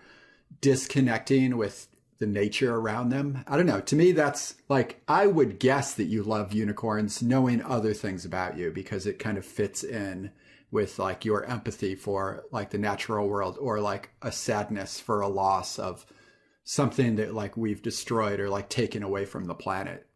Like, the unicorn is, to me, the ultimate sad, like, allegory. It's like such a tragic beast. Because it's like separated, right? Like, they don't have friends. Like, they don't really have community. They're kind of just their own entity. Well, no, that only it makes them kind of appealing in a way. Like, in this movie, there's a few points where it kind of makes it very clear that she's totally fine with the way that she is. Yeah. And maybe that's why they have her have two different situations where people are talking about how she's the last unicorn, to finally get her to actually check it out. Because, like, she doesn't need to know that. She doesn't need to hang out with other unicorns. So she's just, like, 100% fine. But there's a scene in this movie with Molly Grew, who, again, is this middle-aged woman who's basically been, like, roughing it in the woods with, like, the poor man's Robin Hood, who clearly is kind of like not a great dude. Like people are happy to leave him. They don't actually have this like this wonderful mythical brotherhood feeling between all of them. And when she finally meets with the unicorn, she breaks down and gets really upset because she's like, how dare you show up to me now after everything that I've been through and I'm of this age and I've experienced all this hardship in my life. Like when I was like one of these, you know, like the young maidens that you're supposed to come to, like you weren't there for me. Yeah. And I think that's really cool because they go out of their way in this movie to kind of talk about that. It's actually a really nice scene because that's stuff you don't really see a lot, especially in stories that are written by men. I feel like that's kind of a unique moment, is this woman being like, I had all these feelings and like I wanted life to go a different way. And like when I needed hope, like you didn't show up for me. And that's really interesting because it's talking about like, what does that mean for her? Like what would it have meant for her to see a unicorn, especially when she was young in her life? And I think it is that yearning. Like it means like that there's some like pure goodness that is out there. And if you can see it, that means it's like touched your life. So if you don't, you're completely without that. And then you probably feel really hopeless if you're looking for that or you're in a bad situation. You feel like you need that. And that's kind of an interesting take on what a unicorn could mean. Right. Yeah. That kind of like the longing for something, like you can switch that into, you could get cynical about unicorns as you grow older because they become like a false prophet for you. Like they seem to be an answer to something, but they're also like extremely elusive. So, and also like you're not supposed to touch them too. Like there's this idea that, you know, some things are to be like left alone in the world.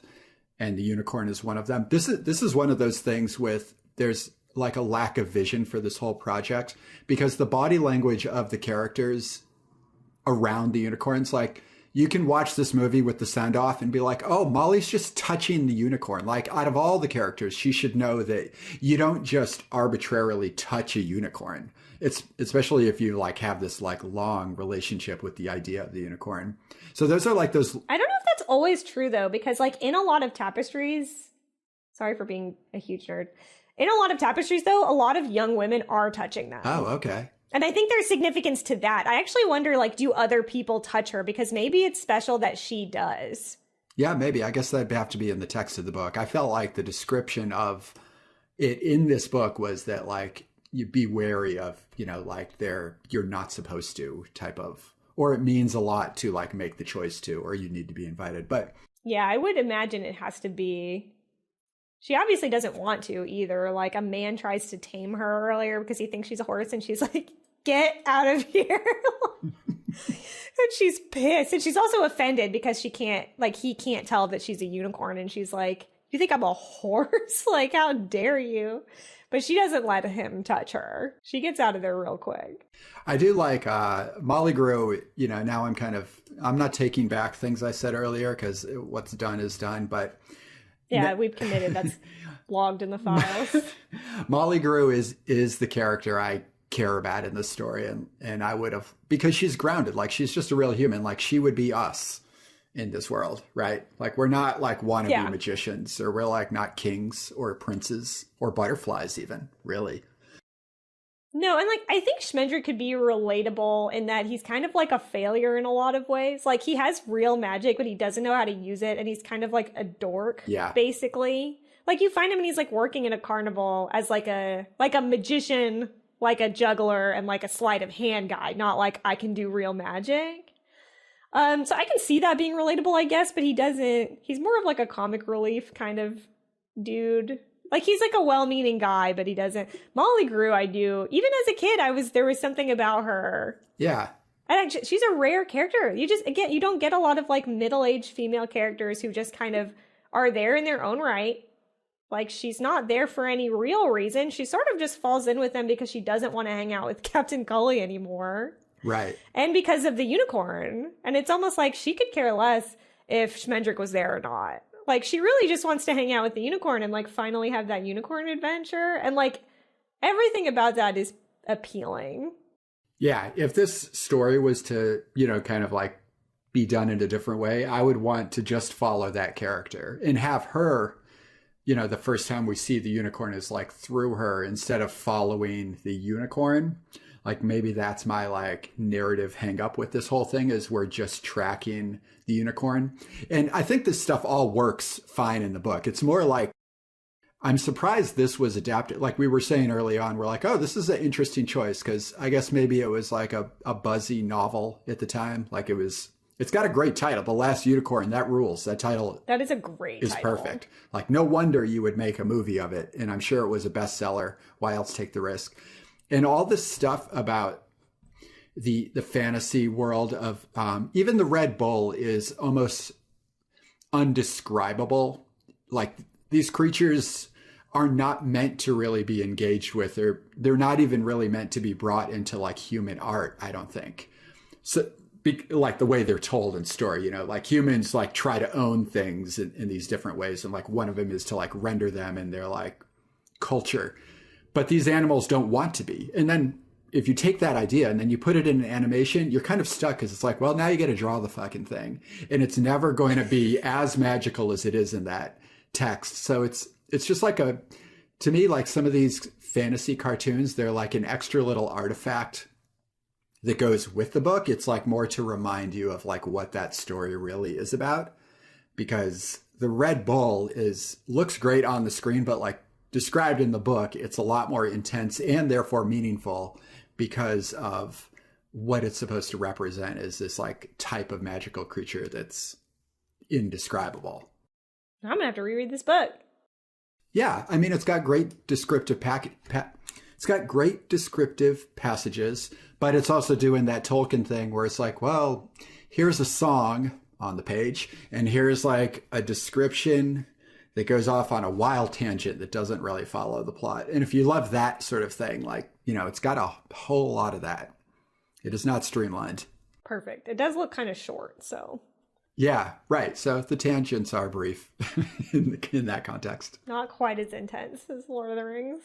Well, so we've talked about Molly Grew. Are there any other characters that are a standout to you or that warrant discussion? I mean, I feel like maybe we should spend a little bit of time just talking about the unicorn as a character or like as not a character.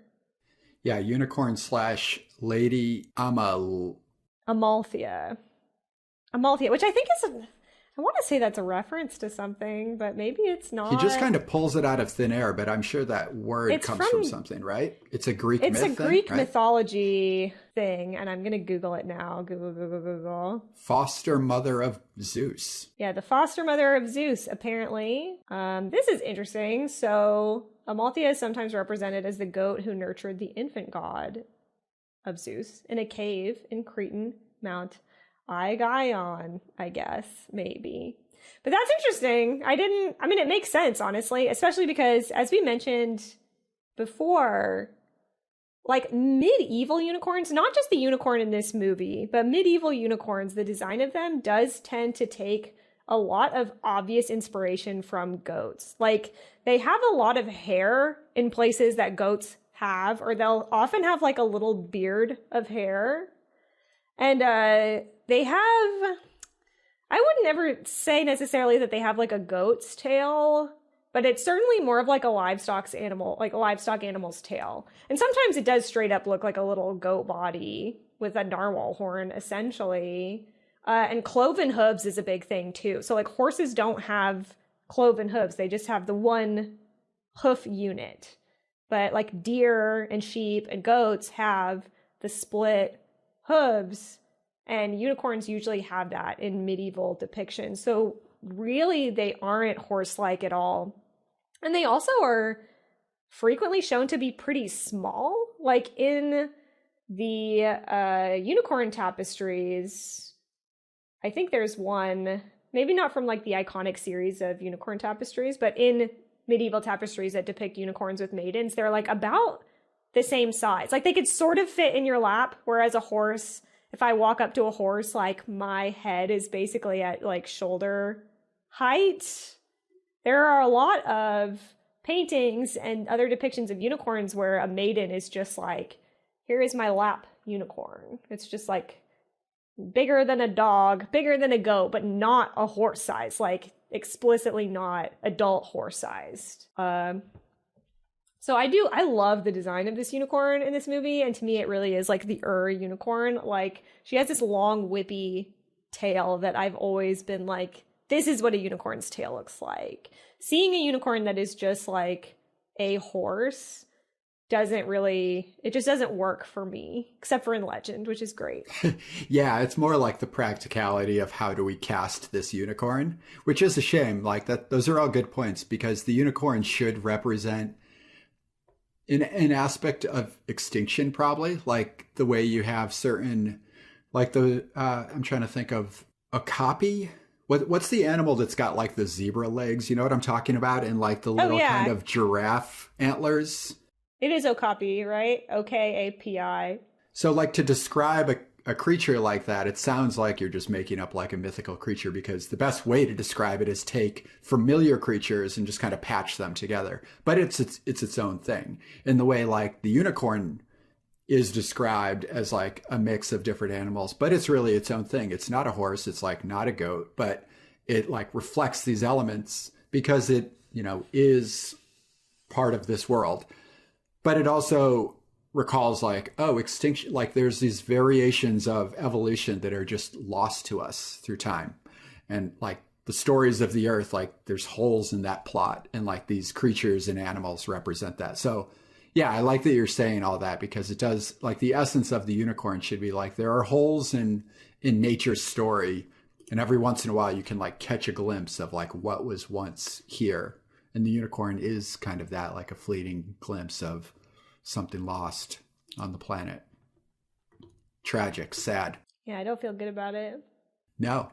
Now, so she becomes a person and the character kind of fades to the background a little bit. Like she becomes like really, I don't even know how to describe it because she has a depressive episode, basically. Right. She instantly like declares that she feels her body's dying, which makes sense because that's just truth. She's like feeling every sense all at the same time, right? It's so crazy. She says, I can feel this body dying all around me. And I was like, damn, that's a big mood. Yeah.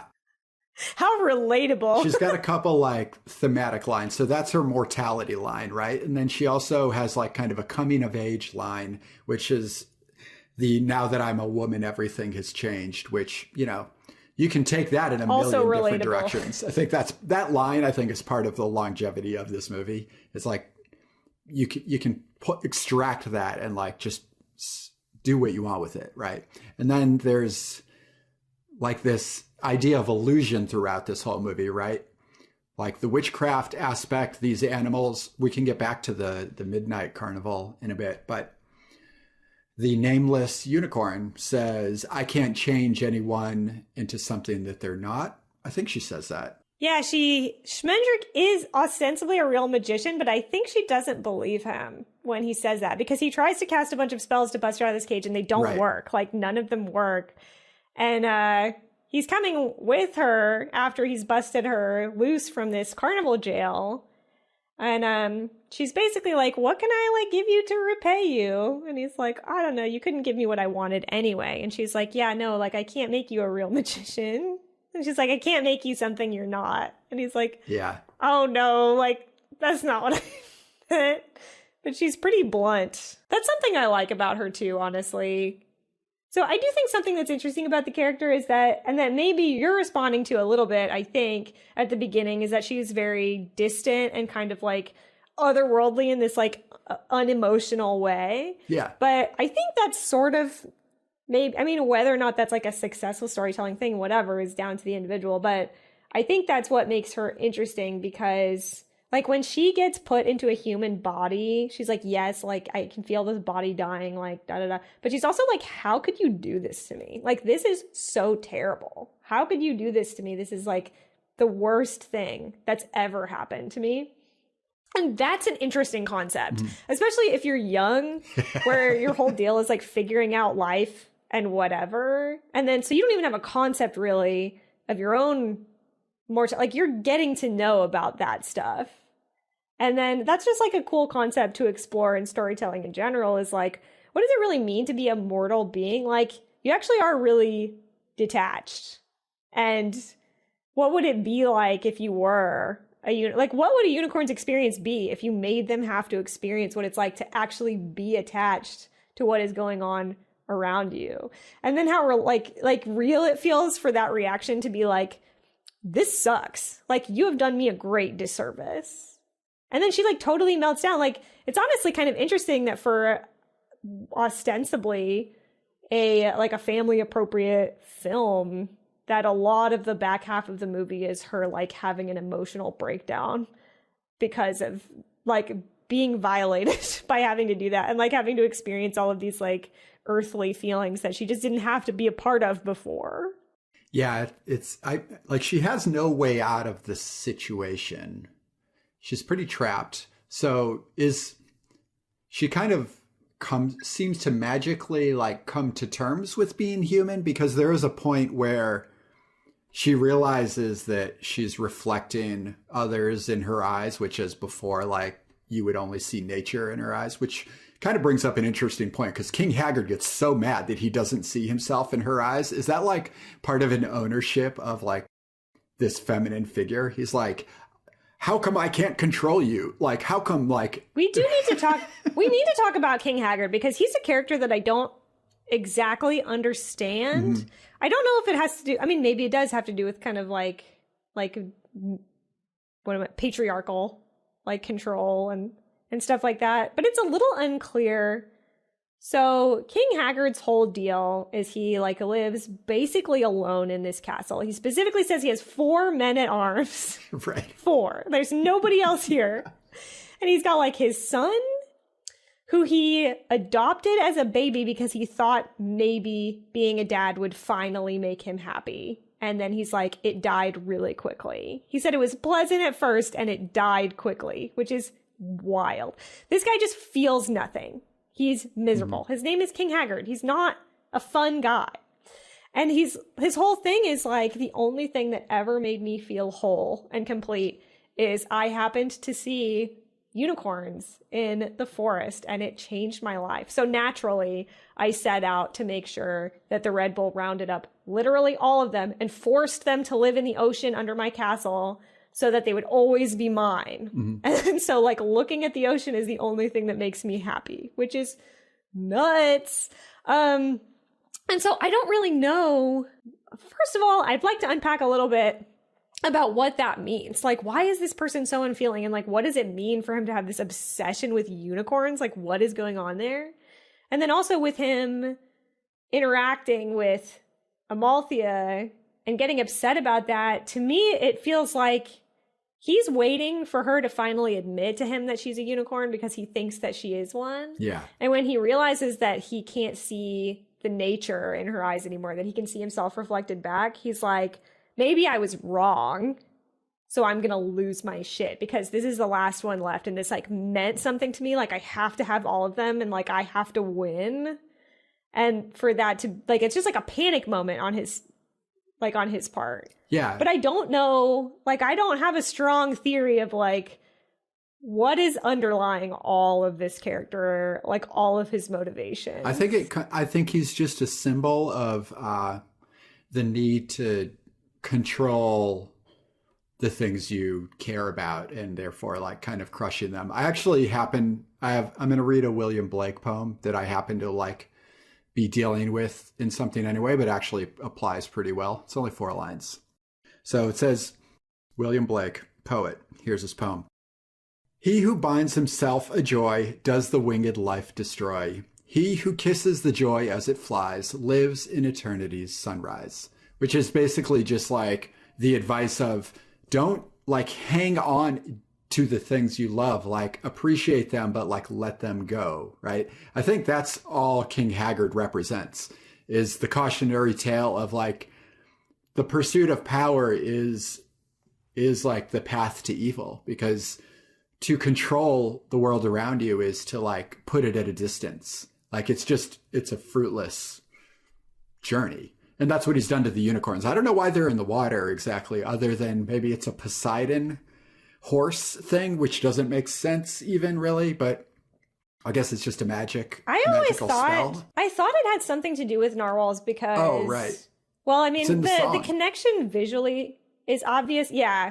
And like, everybody's seen a narwhal, right, guys? I don't know. But Google it if you haven't, I guess. But they basically have unicorn horns as like this tusk that they have. And the movie does call it out in a song. It's a song about talking about where all the unicorns go, which I just love that they made this band do a whole album about where unicorns are.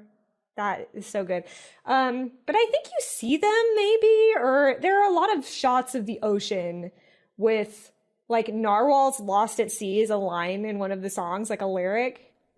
And I think my sister and I like had this whole theory about how they were like narwhals in the ocean. And I think we just made that up as like a fan fiction way to explain what's going on there.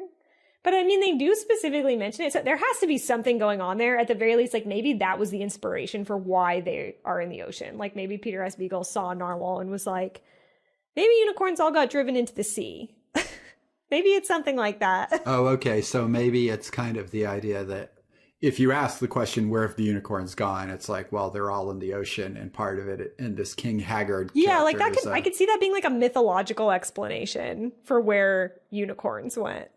But the thing that I find really interesting about him is I can get behind the whole idea of like, this thing brought me joy, so like I'm gonna strangle it to death like in an effort to have it close to me all the time. But also like what I find interesting about him is that he's so miserable even before that. And like what that is supposed to be saying, like this is just a man who literally derives no joy from anything at all. Like he fires his court wizard because Schmendrick shows up and is like, hey, you should hire us, because they're just trying to, make ends meet while they poke around to find the Red Bull. And King Haggard is like, okay, Mabrook, you're fired. And he's all like, okay, you're an idiot. See you later. Like, don't let the door hit you on the way out. Me, I guess. That doesn't make sense. Anyway, he leaves, but he gets upset for a second, and King Haggard is like, a competent wizard hasn't made me happy, so I'm gonna see if an incompetent wizard can do it.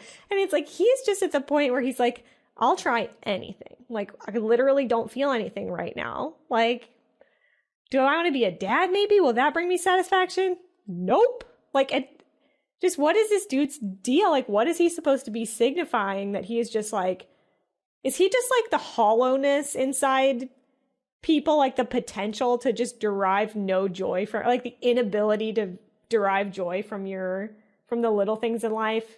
Okay, how about this? Is he basically like Anton Ego from Ratatouille?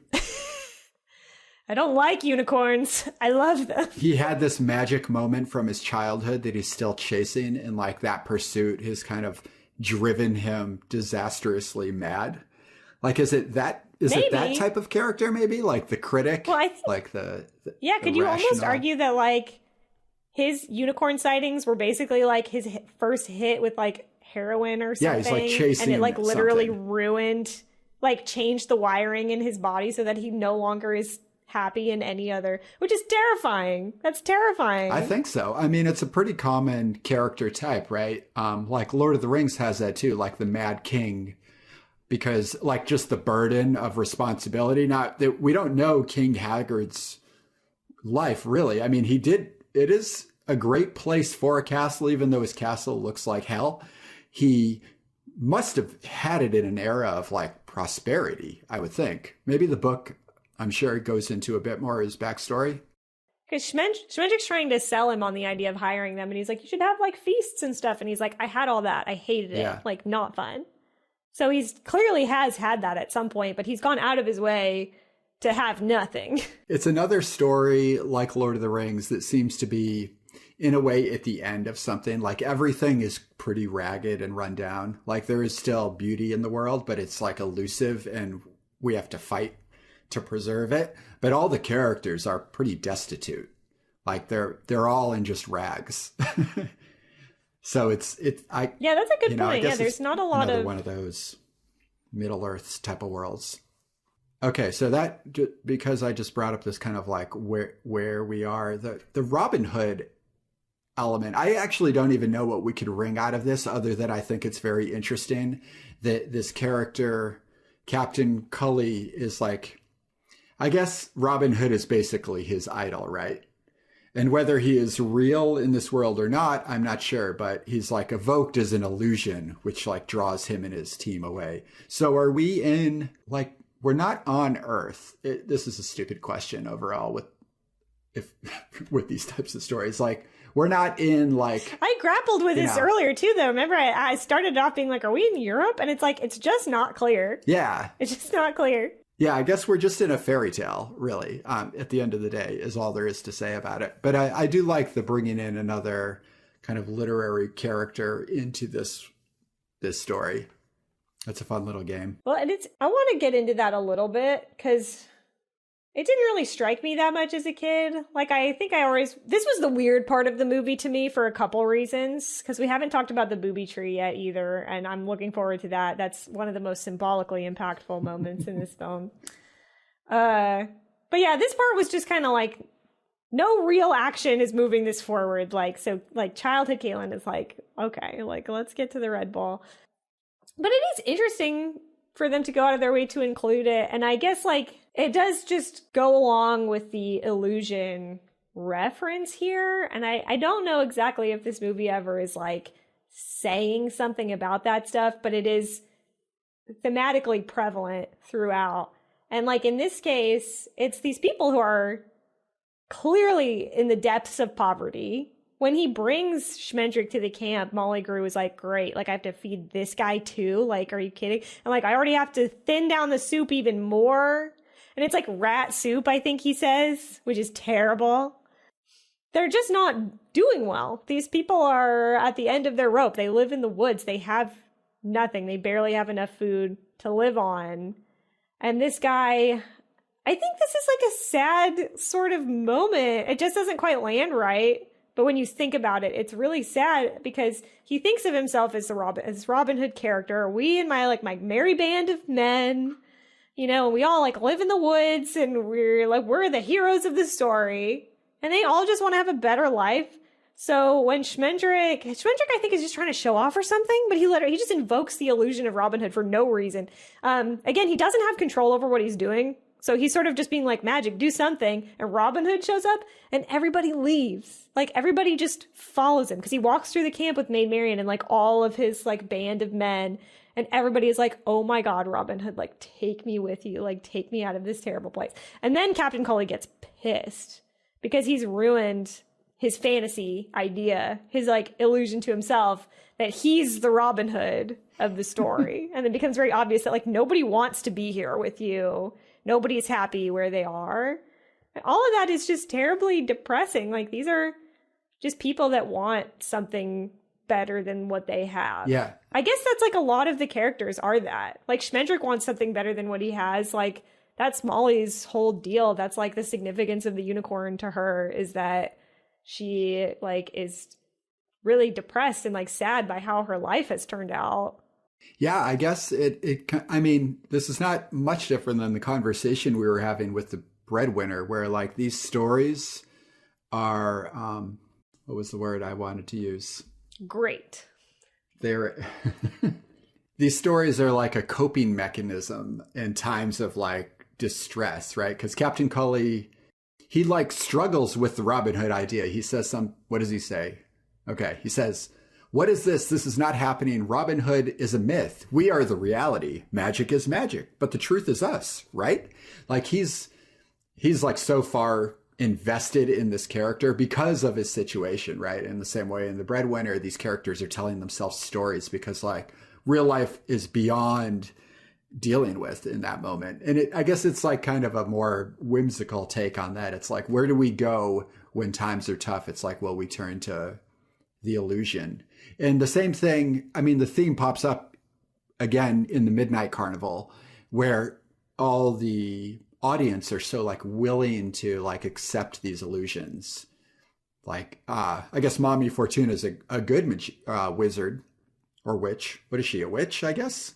I think she's a witch. But it's like she's easily wrapped all these like people in these stories of these mythical creatures. So it's like the first half of the movie seems to be like heavily on this theme of like the illusion of story when times are tough. I have a theory. Okay. That has just now germinated in the depths of my skull. And I think, because I just think that this is what the movie maybe was going for, but didn't really connect at the end, possibly. I wonder if this is corroborated by the book. There's no way of knowing. We'll never know. So, I don't know. I'll have to reread it.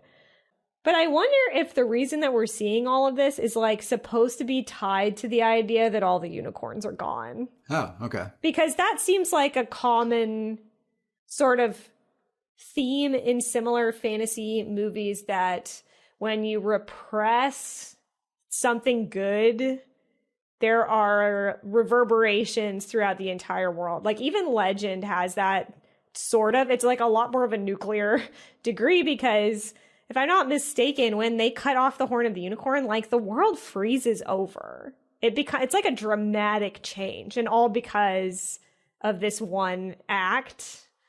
And I think maybe that's what is supposed to be happening here, because you're right. And I'd kind of forgotten that all the people that are at the carnival are like kind of destitute looking people in the same way that Captain Colley's group are. And they're all so desperate to see what's not there. So it's the same deal. Like they can't, a unicorn, wow, like, oh, like a manticore. And it's just like this like aged lion that doesn't have any teeth left.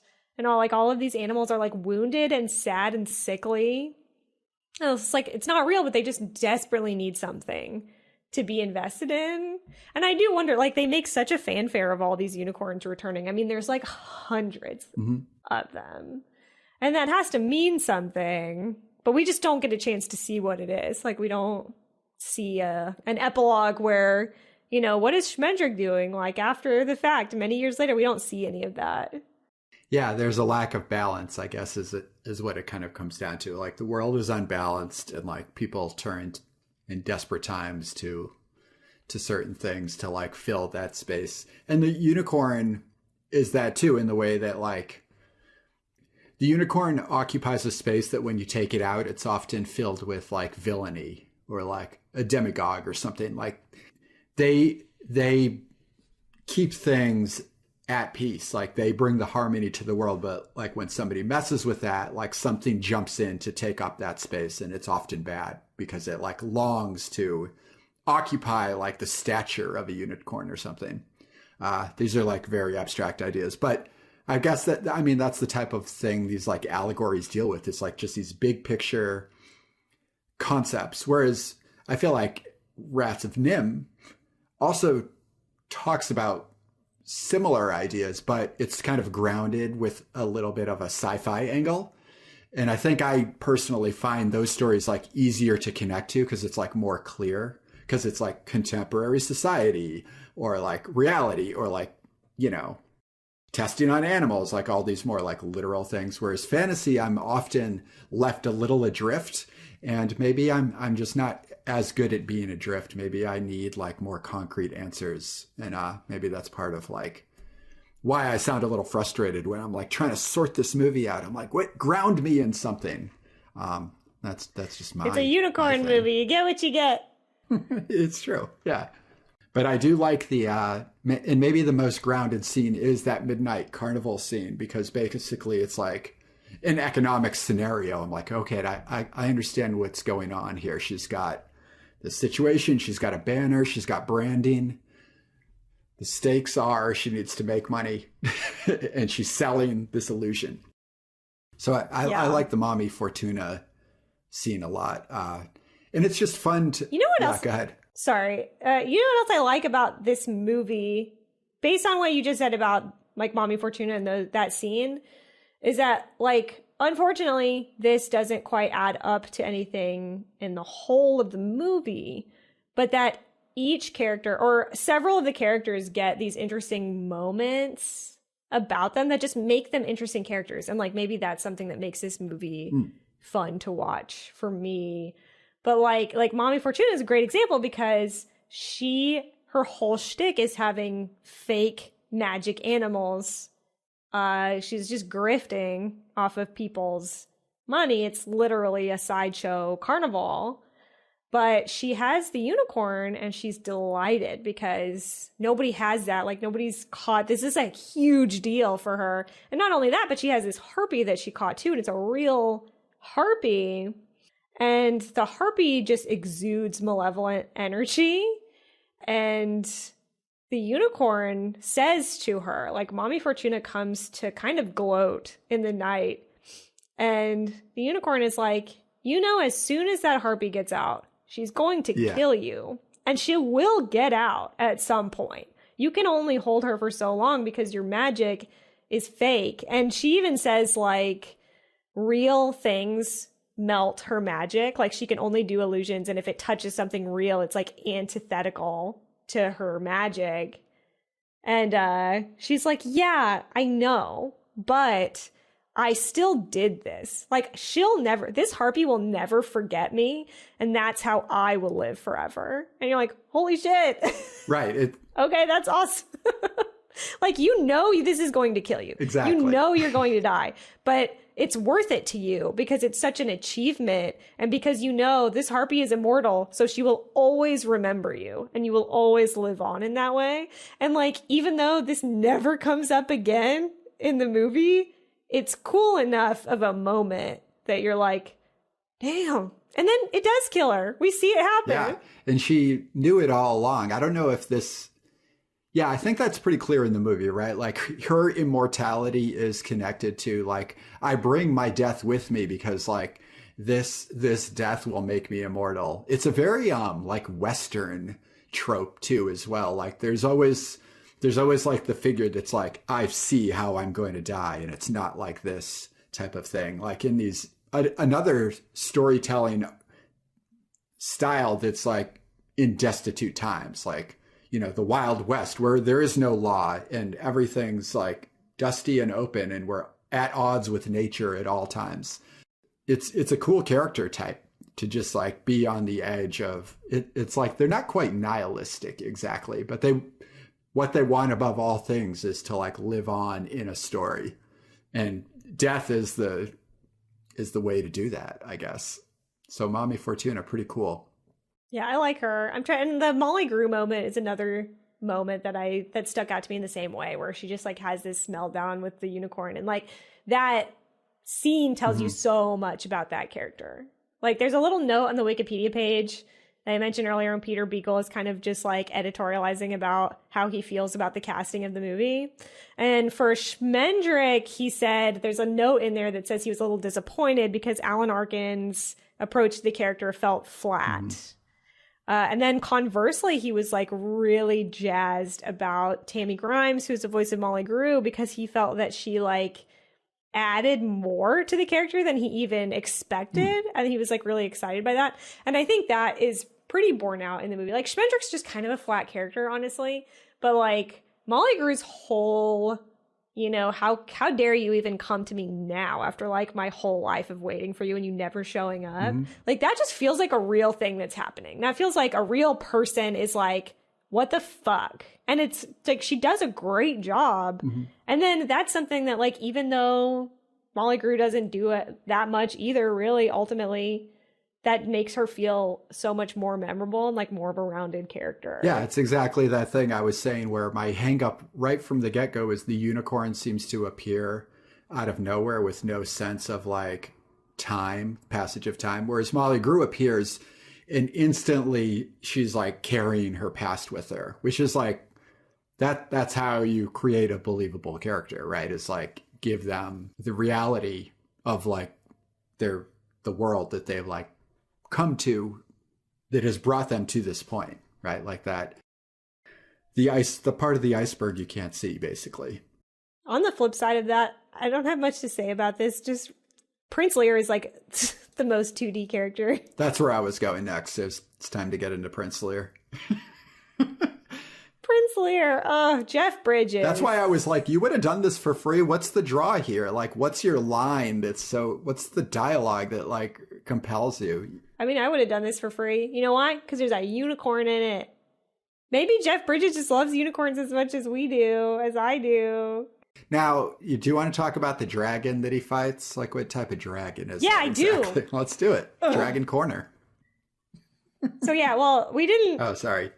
I just overshadowed Prince Lear with his epic dragon. No, it's not about that. It's about the dragon. I was going to say something that we were discussing when we were formulating that we were going to kick off this like 4-part series of like Rankin and Bass stuff was like, wait, do all these movies have dragons in it? Is this like a dragon themed thing? Like inadvertently? True. And I think it's not ultimately because I don't think The Lord of the Rings, I don't think Return of the King has a dragon in it, but all the other ones do. So I feel like it's 3 out of 4 is close enough. But at first we were like, no, of course they don't. Like Last Unicorn doesn't have a dragon, but it does have a dragon for like a second. Yeah. And it's because Prince Lear is a nerd. Killing dragons isn't cool. No. I'm just, whatever. Killing dragons is dumb. Dragons should kill you. We should just cede territory to dragon. There aren't any dragons. Anyway, he's trying to like woo Amalthea basically because, I mean, honestly, probably because it's like the only human female that's ever showed up in his entire social sphere at any time ever. Like there's literally nobody in this castle. Like I do feel really bad for him.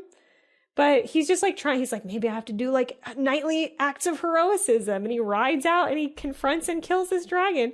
And he brings this dragon's head back and he shows it to her. And she literally is just like, don't care. Doesn't say a word. And then later there's a scene of him like hanging out with Molly and he's like, she just looked at me. Right. So like, and then I felt bad for killing this dragon. Can you believe it? And I was like, yeah, you should feel bad, though. She's a unicorn. Literally killed, like, one of her brothers, basically. I don't know. I have a lot of feelings about this because nothing comes of this. And I understand that, like, killing dragons is an established fantasy trope. Yeah. But I'm anti it.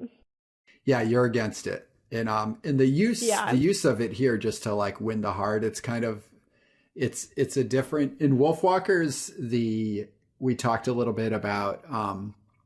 like the Raphael fresco and how it's like, oh, we switch out the wolf for the dragon because the dragon in this case is imbued with like symbolic meaning of like Christianity. This dragon, it's interesting because now I don't have a whole lot of knowledge about dragons, but this one is a bit more of an Eastern style dragon than like the contemporary medieval dragon, which I think, I mean, that just might be a studio decision. They're like, fuck, we're animating here in Japan. We're going to like do our dragon.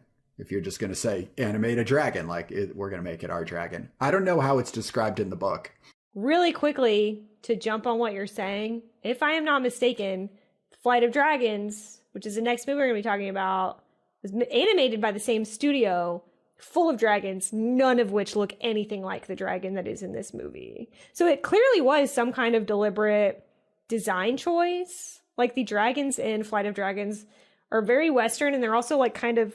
They got like a chunky body because there's this whole mechanism of like gas production that helps them fly that's like more important than wings. It's like this whole thing in there.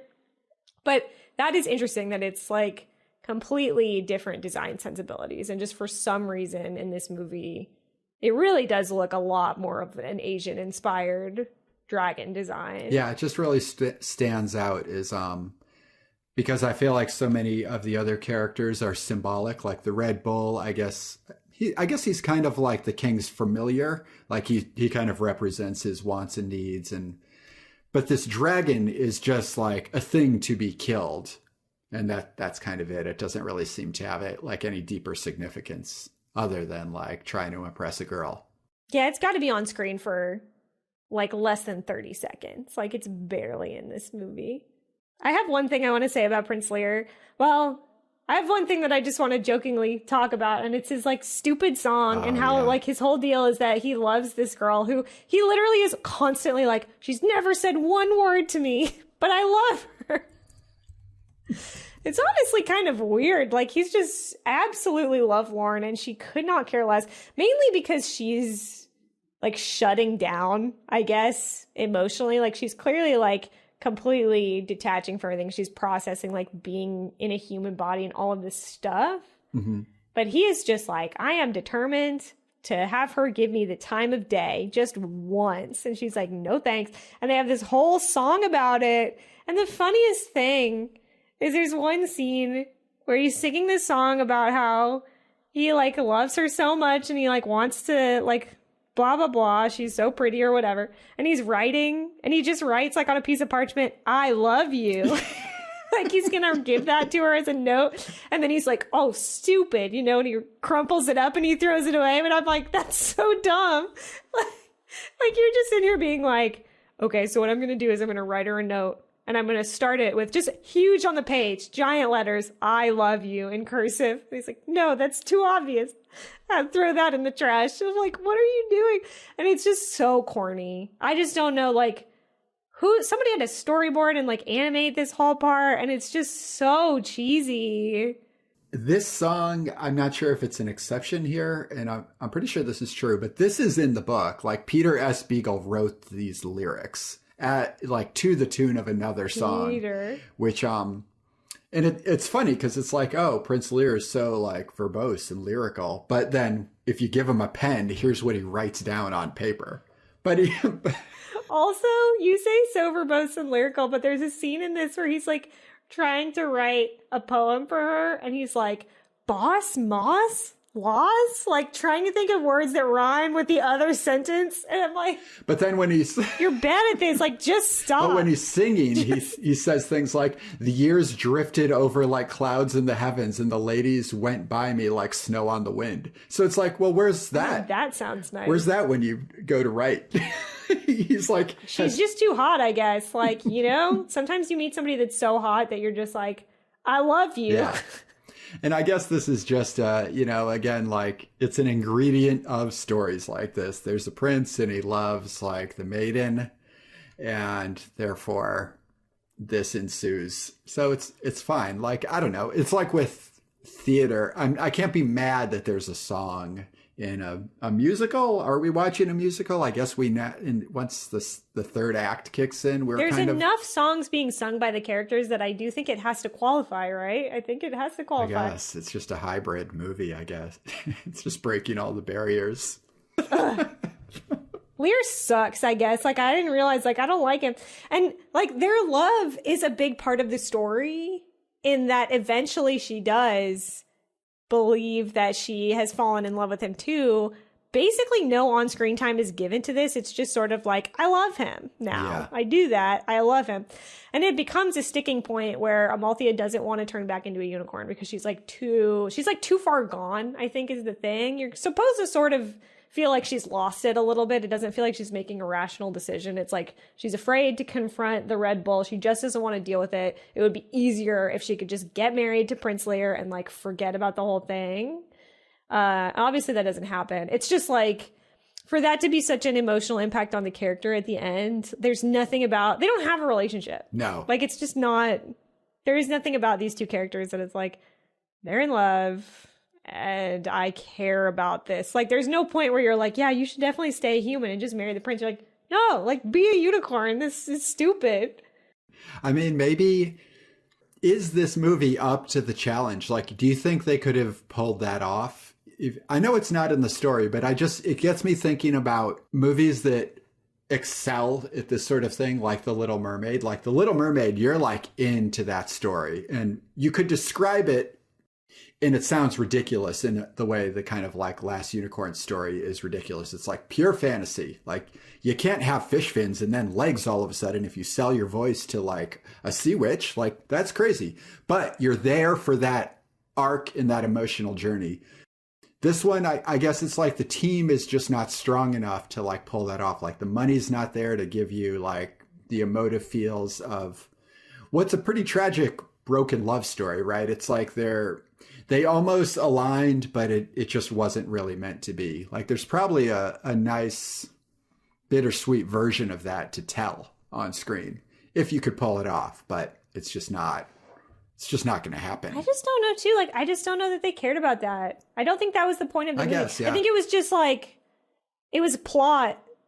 But I think there was a reason that they made the unicorn the character, but that means that they're choosing to not be invested in certain emotional parts of it.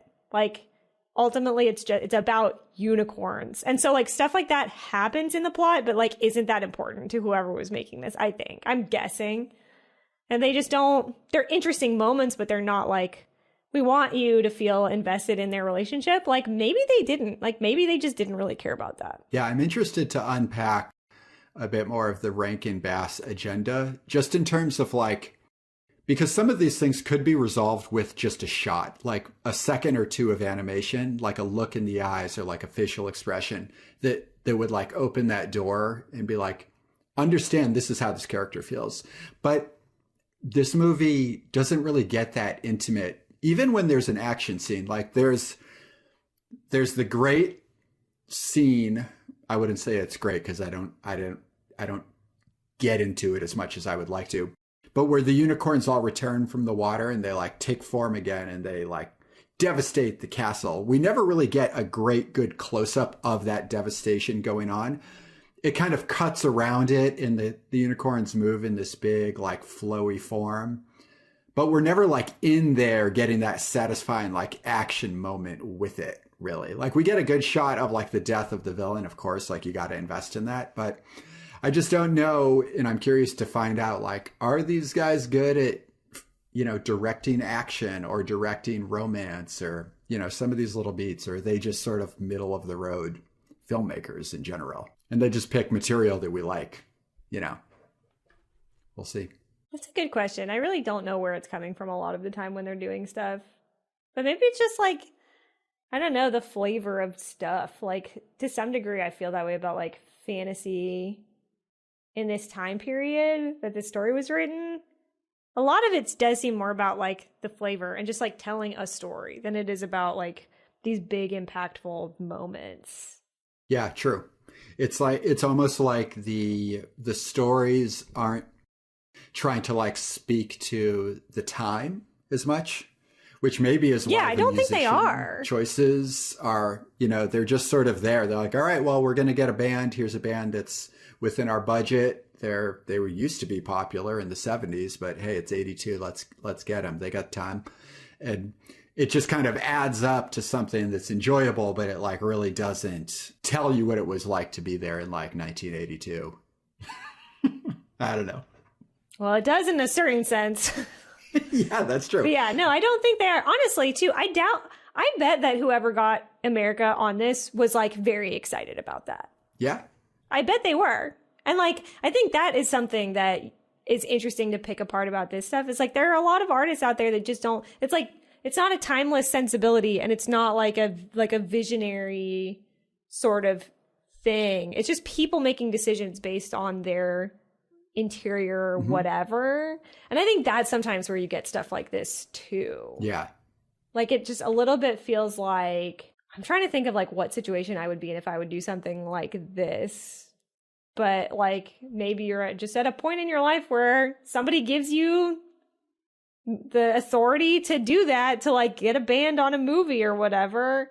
And you just be like this. And you're not necessarily thinking about anything else. It's like, well, I love that band, you know, like that was a good band, whatever. Or like, I don't know. Sometimes people are just out of touch too. Before we go, another sort of odd choice in this movie is like... Yeah, I have two more odd choices I want to talk about before we wrap. Well, I suppose we start with the busty tree, right? Like this character that doesn't really exist as it is in the book. I have three things. The tree isn't in the book? No, the tree is in the book, but it's not a busty tree. Well, maybe it was. You know, if they don't... Undescribed. It was indescribable. Yeah, that's true. Yeah, it was, you gotta see this tree. Hachi machi. I don't have a lot to say about the tree. I mean, it's actually a pretty it's like a well-animated scene, I guess. And maybe it's just one of those things where like, all right, let's get some titillation here for the adult audience. Is this like an early choice when they're like, this is going to be a grown-up fantasy movie? And here's what grown-ups like. Okay. It's so unsexy, though. It's truly foul. Well, you know, I don't know. Well, I would say, and I'm not too well versed in like 70s underground comics with an X, but I would think they're a little older. So maybe they grew up with weird, sexy 70s comics. And this is maybe trying to throw a little bit of that flavor in here. Because I think you and I are of the generation where cartooning is like more playful and kid friendly, and some of the adult weirdness and perversion that had built up the underground scene had been totally like neutered out of the work we were taking in. But this is a rare occurrence where it's like, oh, hey kids, don't forget that comics like in cartoons can be kind of sexy. Oh, wow.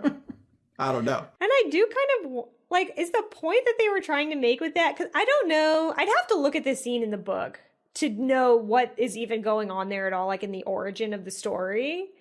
But I do, like, the only thing I can think of is that, so Schmender casts a spell, turns the tree into a booby tree, which is great, I guess. I don't know. He's not excited. He kind of freaks out because she's like putting the moves on him, which, God, it's the worst shit ever. This has to be coming out of left field for anybody who's listening to this, like, who hasn't seen the movie before. Like, by the way, there's like a weird, and just Google it. If you haven't seen it, like, you gotta check this out to know what we're talking about. But he does get upset and he like screams for the unicorn. And like, I kind of wonder if this is like, cause unicorns are all about like innocence and stuff, right? And it was always, they don't say this in the movie, but in like historically, it was always like virgins, like being a virgin was like a big prereq to having a unicorn encounter. And that was like, if you're trying to hunt a unicorn, you would like have like a virgin maid, like be out in the woods as a lure kind of. Cause like they ain't interested in like anything else. There's something kind of like religious about that. I haven't investigated that too much. I do wonder how much of that is like Christianity kind of getting into it. But I wonder if that's supposed to just be like to touch on the unicorn myth and they just didn't want to do any other like involve actual human sexuality in there. I don't really know. Because he literally is like, get me out of here. Like he's not having a good time in the titty tree, which that makes sense to me. What doesn't make sense to me is why it was in the movie at all. Like it really, even as kids, like we were like, this is not right. We both knew it was not right. It doesn't quite fit, or it doesn't feel like it fits. I mean, maybe it fits perfectly. It totally doesn't. Tonally, it's very questionable. Visually as well. Yeah, I think it's just... She's so creepy. Yeah, I think it is just playing with that idea of like innocence and like when you run up like a woman with experience, like what happens when like this innocent character runs up against that. And he denies the call, if this is a hero's journey story. The denial of the call, indeed. Yowza. All right, so you were saying you got a couple more points, unless you have more on the tree. No, I think I'm ready to part ways with this tree, for God's sake. What a horrible thing. Google it, though, if you haven't seen it. Anyway, so one thing is just sort of more of a comment than a question, is this the character of the cat, yes. That is like pivotal to them figuring out how to get into the Red Bull's lair. So the end game of this movie. Yeah, the riddle cat. Yeah, essentially. But I was like, when you were talking about like tropes and fantasy and stuff, like maybe this is just a part of the story, that made me think of the cat, because I was like, it really does feel like he's just there because that's something that is in these stories. Like he's like a fantasy mystery cat, and like he also can't speak plainly because cats are just like tricky that way. Right. He's also cute as heck. Like we had a cat when I was a kid that looked a lot like this cat, so I just have a fondness for him anyway. He has a little eye patch for no reason, and he speaks kind of like in this pirate sort of brogue. He says something snarky for no reason, and that's what like opens the conversation. He's just like passing Molly Grew in the hallway, and he's like, she's a unicorn or something like that. You're like, okay, what? And so she ends up asking him, like Molly Grew is like, okay, how do we get to the Red Bull's thing? And he gives her a riddle that like when the wine drinks itself, which is freaking hilarious. Like talk about that in a second. But she's like, why can't you just tell me? And he's like, I'm a cat. Yeah, we just don't give straight answers, basically, he says. Yeah, like no cat anywhere ever gave anyone a straight answer. And then he like has his eye patch and he like swaps eyes and like both of his eyes are fine. And like, why does he have this eye patch? He's just like a mystery character, but he is cute. The cat in the book is a normal cat. He doesn't have a peg leg and an eye patch, so that's a little extra Rankin and Bass. Yeah, he has a peg leg too. That's that extra Rankin and Bass touch that everybody's yearning for. So bizarre. Super cute. Yeah, it's cute. It's just like an extra weird little like grimy flavor in the story. Because he's kind of like a bit of a Don Bluth looking kind of cat to me. Like just kind of a... He is. There is a weird amount of Don Bluthiness in this movie. Like now that I'm thinking of it. But that is a perfect segue to the last thing, I guess. And that's the skeleton at the end that I wanted to talk about. Which in similar fashion, like a lot of the ending of this movie, it feels very random. In fact, a lot of the things that happen in this movie feel like just disparate elements. Like, I guess they have like a quest flavor. Yeah. So on a quest, you encounter a bunch of different stuff. But other than that, there's no real cotton like holding any of this stuff together. Mm-hmm. And the skeleton is basically what the cat, they find out somehow. You don't get any cool scenes of them like brainstorming together, trying to figure out what the riddle means. They just are like, oh, it's this skeleton that happens to be down here in this hall. And it's this dead ass skeleton that comes to life at a certain time, I guess, of day. And he's creepy as all get out. And he talks and he's weird. And what they have to do, I don't even really understand what's going on here. But I guess to get him to tell them the secret of how to get to the Red Bull, they have to pretend to give him wine because they don't actually. Yeah, it's very convoluted. It's just played for a gag, I guess, because he's like losing his mind during all this. Like, yeah, it doesn't make sense when you try to explain exactly what he's doing and why it works. Yeah, like why is he down here even in the first place? Like, there is something... Just a classic dungeon skull, I guess. Yeah, but it's like, this is a guy's house. Like, you're in a guy's castle that he lives in, and there's just a dead body. And he's, like, up on something. He's, like, up off the ground. Yeah, he's on the mantle of a fireplace, I guess. Yeah. Something, and he's just hanging out up there, and it's like, what? And I guess...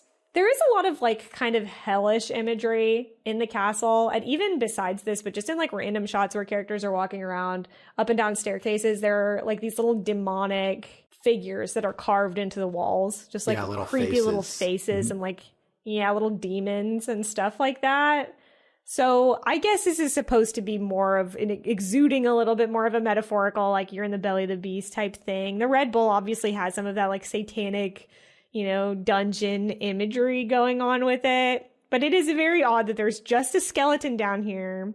And at certain points, he magically wakes up. Like, he doesn't need to be. He's not literally a piece of the puzzle that they have to solve. He's not. He just gives them information that, like, he doesn't need for them to exist.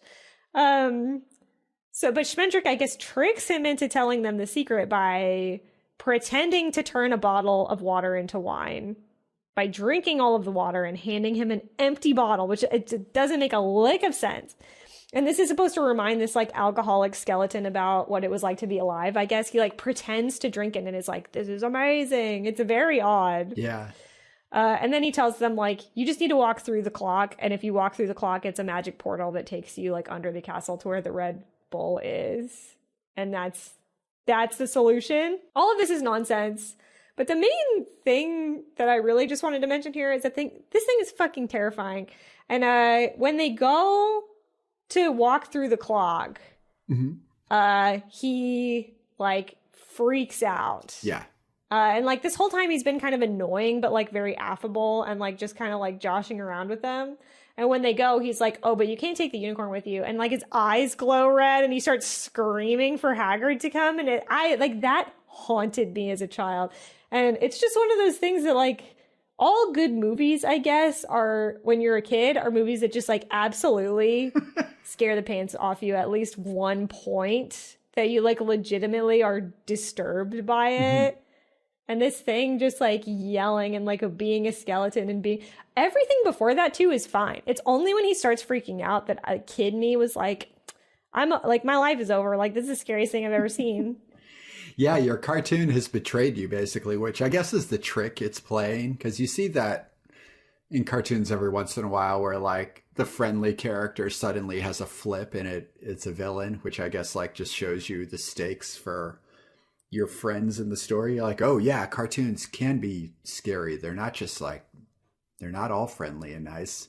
It seems to be like that's what they're doing with it. Because in the book, first of all, it's just a skull. It's not a whole skeleton. That's like a little extra bit going on there. And I don't know if he has a moment exactly like this. It almost seems like the plot needs to be like, well, we got to get King Haggard down here. So like, how do we do it? Oh, we have the skull. Yeah. And I might be totally wrong. I might like be misremembering, but it could just be a way to trigger the next scene. But it's effective. I mean, like, it's so over the top. Yeah, I think it is. It's just like, all right, like shit's going down now. Because Haggard just comes down and like destroys the clock, basically, which I don't see how that's helpful to anyone, but it is like a scary, like, you know, oh, we've like turned a corner. Like there's no going back from here now. He's like got his sword out and he's like trying to fight Schmendrick, and then they all escape through the clock, and then he ends up just like bashing it to pieces basically with his sword.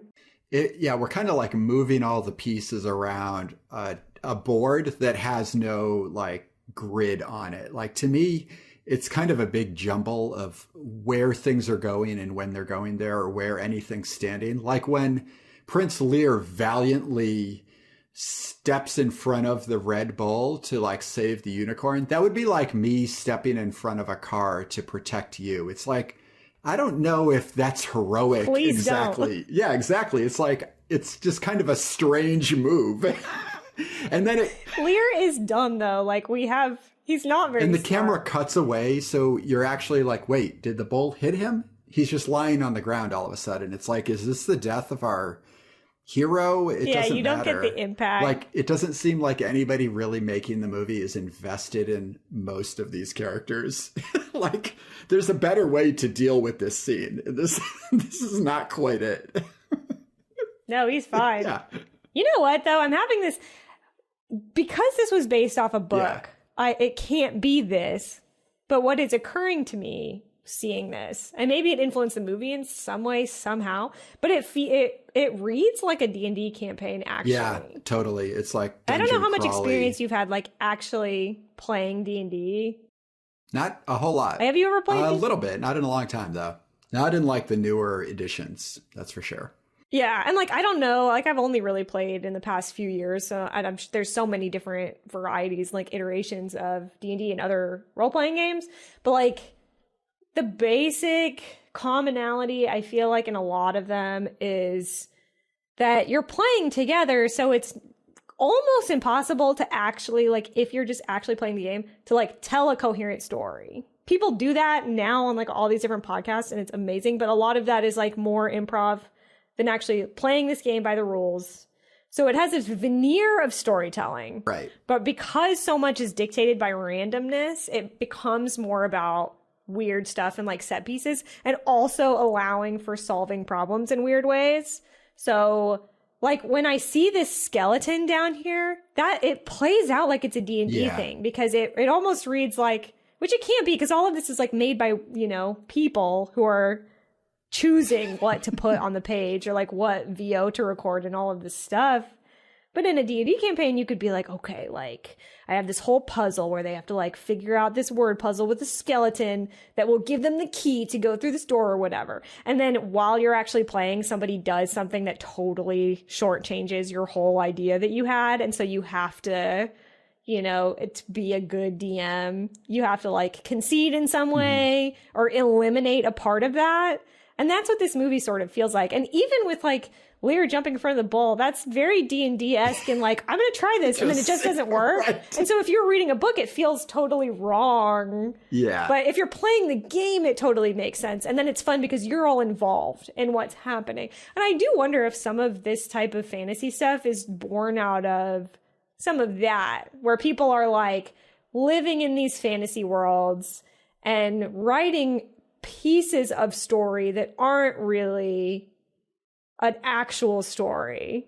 Yeah. And that's sort of like where all of this is coming together. And I think the reason they're not is because there is no growth in like the characters we're theoretically following. So when the skull starts to go on as like thematic rambling about like, oh, wine, a thing I used to know, death, mortality, like it is thematic and it fits the flavor of the movie, but he's not actually talking with the characters. They learn nothing really from him other than to like physically go to the next space. Like so many of the good lines in this story are just sort of said to the audience. They're not said to the other characters. So like at the end when Schmedrick is like, he's got a great line. He says, "She will remember your heart when men are fairy tales in books written by rabbits. Of all unicorns, she is the only one who knows what regret is and love." He's just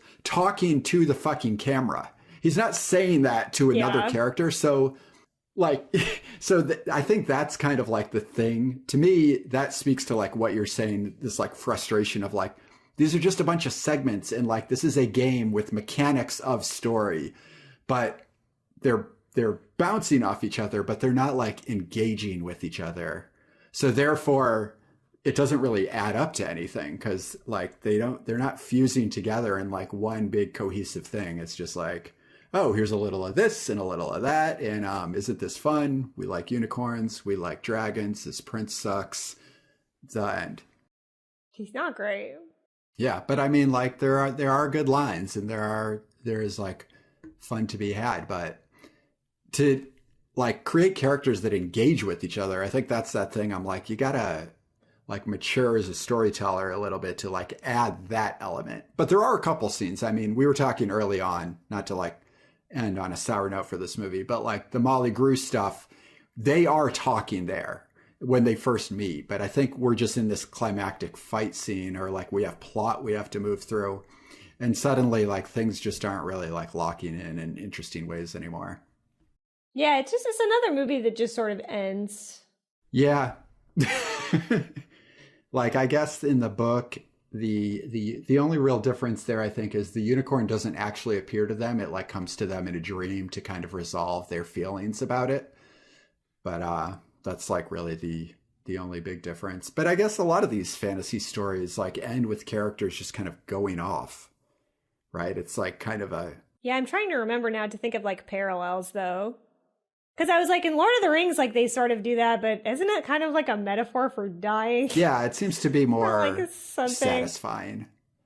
But, you know, that's because that's like a better author at a different point in their career, I think, to step out of the story a little bit. He just kind of has a better sense of it. I mean, was Peter S. Beagle in a war like Tolkien was? I don't know. Probably not. Maybe. I mean, I would never say, I think, like, oh, you're just like not evolved as a storyteller or whatever. I mean, people have different priorities in what they're saying. And like some of the stuff that bothers you in general about storytelling doesn't bother me as much. Mm-hmm. But I mean, I agree with everything you're saying about the story, but I also it just doesn't bother me. And like part of me is wondering, like, is the value of movies like this and why so many people see it as a kid and then really retain a love for it is like, maybe it's less that like, oh, this isn't strong storytelling and more that like, this is a great story for kids who are going to grow up to be creative people as an introduction to like many different concepts. And a lot of it is like purely visual, but it has a lot of this really specific fantasy flavor in it. Touches on a lot of different things, like the characters being interesting or not. And again, like some of the characters aren't interesting, and then some of the characters are really interesting. Like I feel like that's all really valuable for this like plastic child brain, and there's something about it because I honestly feel like Secret of NIMH is the exact same way. Yeah, and it really takes me, I haven't seen anybody say this about this movie, although I'm sure people do feel that way, but it brings me back to that like blog post that I found when we did Secret of NIMH, that somebody was like, if you didn't see this as a kid, like you're not gonna like it. And I was like, I kind of feel like that's probably true because it doesn't make any sense. Like that movie doesn't make any sense, but that doesn't mean that it's bad. Yeah. And I also, I don't know that it's guaranteed either, that you wouldn't like it as an adult, but it's like, it's just not going to be the same. And there are certain things that you're going to be more stricken by as a kid before you've had all of these different, other experiences and like things to compare things to, or more knowledge about stories and other things. Yeah, I think that's a good point. Like I didn't really do it with this one, but I often like to decide early on who the audience for the thing is, just so I don't start to like get negative on something. But to me, what I want is like at this age, like I want the story to evoke a conversation. When you're young, I think it's more about absorbing, like you're kind of passively taking these things in. And in that sense, like I think The Last Unicorn, I'm glad I saw it as a kid, and I'm glad you did, and I'm glad everybody else did, because it's touching on a million different interesting ideas that are going to pursue your mind to like look at the source material, or like, look to fantasy history and like myth and where all these stories come from, because it's just kind of like introducing you to a bunch of different ideas. But now I almost find myself like struggling to like know what to say about this, because I don't have a lot of conversation I want to have about this specific story, because I don't think there's a lot of places to go with exactly what it's trying to say, other than like the tropes that you and I are just so well versed in that it's like, well, we don't even have to say that because like we've already like talked about this sort of thing before. Whereas like, like at The Breadwinner, I thought we got to a like really magical place where you and I were both like, oh my God, did we just watch a masterpiece? And I think part of that is like, because it drew this like fantastic conversation out of us. And in my mind, I was having that fantastic conversation with myself about The Last Unicorn when I was a kid. And that's like preserved there. And that's what makes this movie like special and magical, right? It's like those conversations it drew you to have with yourself when you were a kid. Yeah, I do. I think that is that. Like, I was thinking again, too, like all of Rankin Bass movies, I feel like you could pretty safely say are like culty movies if they have a following at all. And again, too, to me, like knowing a movie is considered a cult classic going in, like means I'm going to have a weird experience that like I might not like. Yeah. Or I might, but it's like, you're not going to watch another Lord of the Rings when you go in to watch a cult classic movie, right? Like it's just obviously already not that. Like there's something about it that clearly a lot of people love it, but it like is never going to find this like massive audience because it just doesn't have those hallmarks or whatever. But I love that conception of it being like, it just makes me think of like when you're a kid, you want to live in all of these worlds. And to me, like this was a world that you would want to live in as a kid when you watched this. Like that's what was so good about it. And then it lets you kind of fill in a lot of blanks or think about different things. And so it's not so much. You also were saying, yeah, like I don't think this. Sorry, I want to add before you go further. Like you had your sister there with you too. Like you were saying early on, you're like, oh, this is. I mean, that's a big part of it too, right? Like. Yeah, I would say that for a lot of the movies that we grew up with too. Like a lot of the 80s movies that we liked were like that, but we also just hung out a lot. Yeah. I don't know. We read a lot of the same books. So we shared a lot of stuff like that and had really similar tastes, obviously. But yeah, so, and again, like when we were kids, we would like do like play pretend on a lot of different stuff, and especially like a lot of stuff that we like, movies and like cartoons and stuff that we liked. So all of that is a good jumping off point for doing that. It's all just about like the cliche, I guess, of like fostering child imagination and stuff like that. Like a lot of these movies are really perfect for that.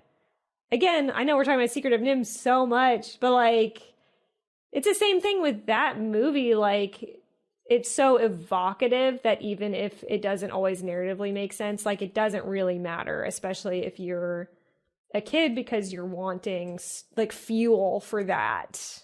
Like you need to see things and like feel the weird feelings of like weird stuff in those movies and then like react to that in whatever way that you do. That's like part of like a creative growing process, I guess.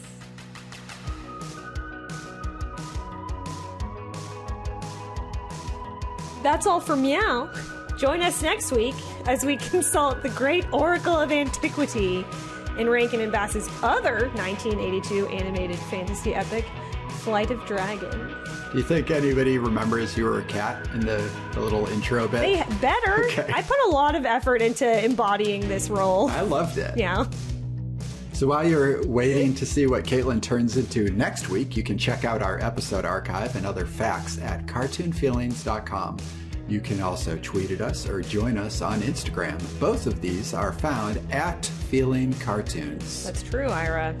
And if you have thoughts and questions, aside from those social media platforms, you can write us at cartoonfeelingspodcast@gmail.com. And if you are enjoying it, we would be super grateful if you would consider taking the time to rate us on Apple Podcasts and or leave a review and share us with your other animation cartoon feeling friends.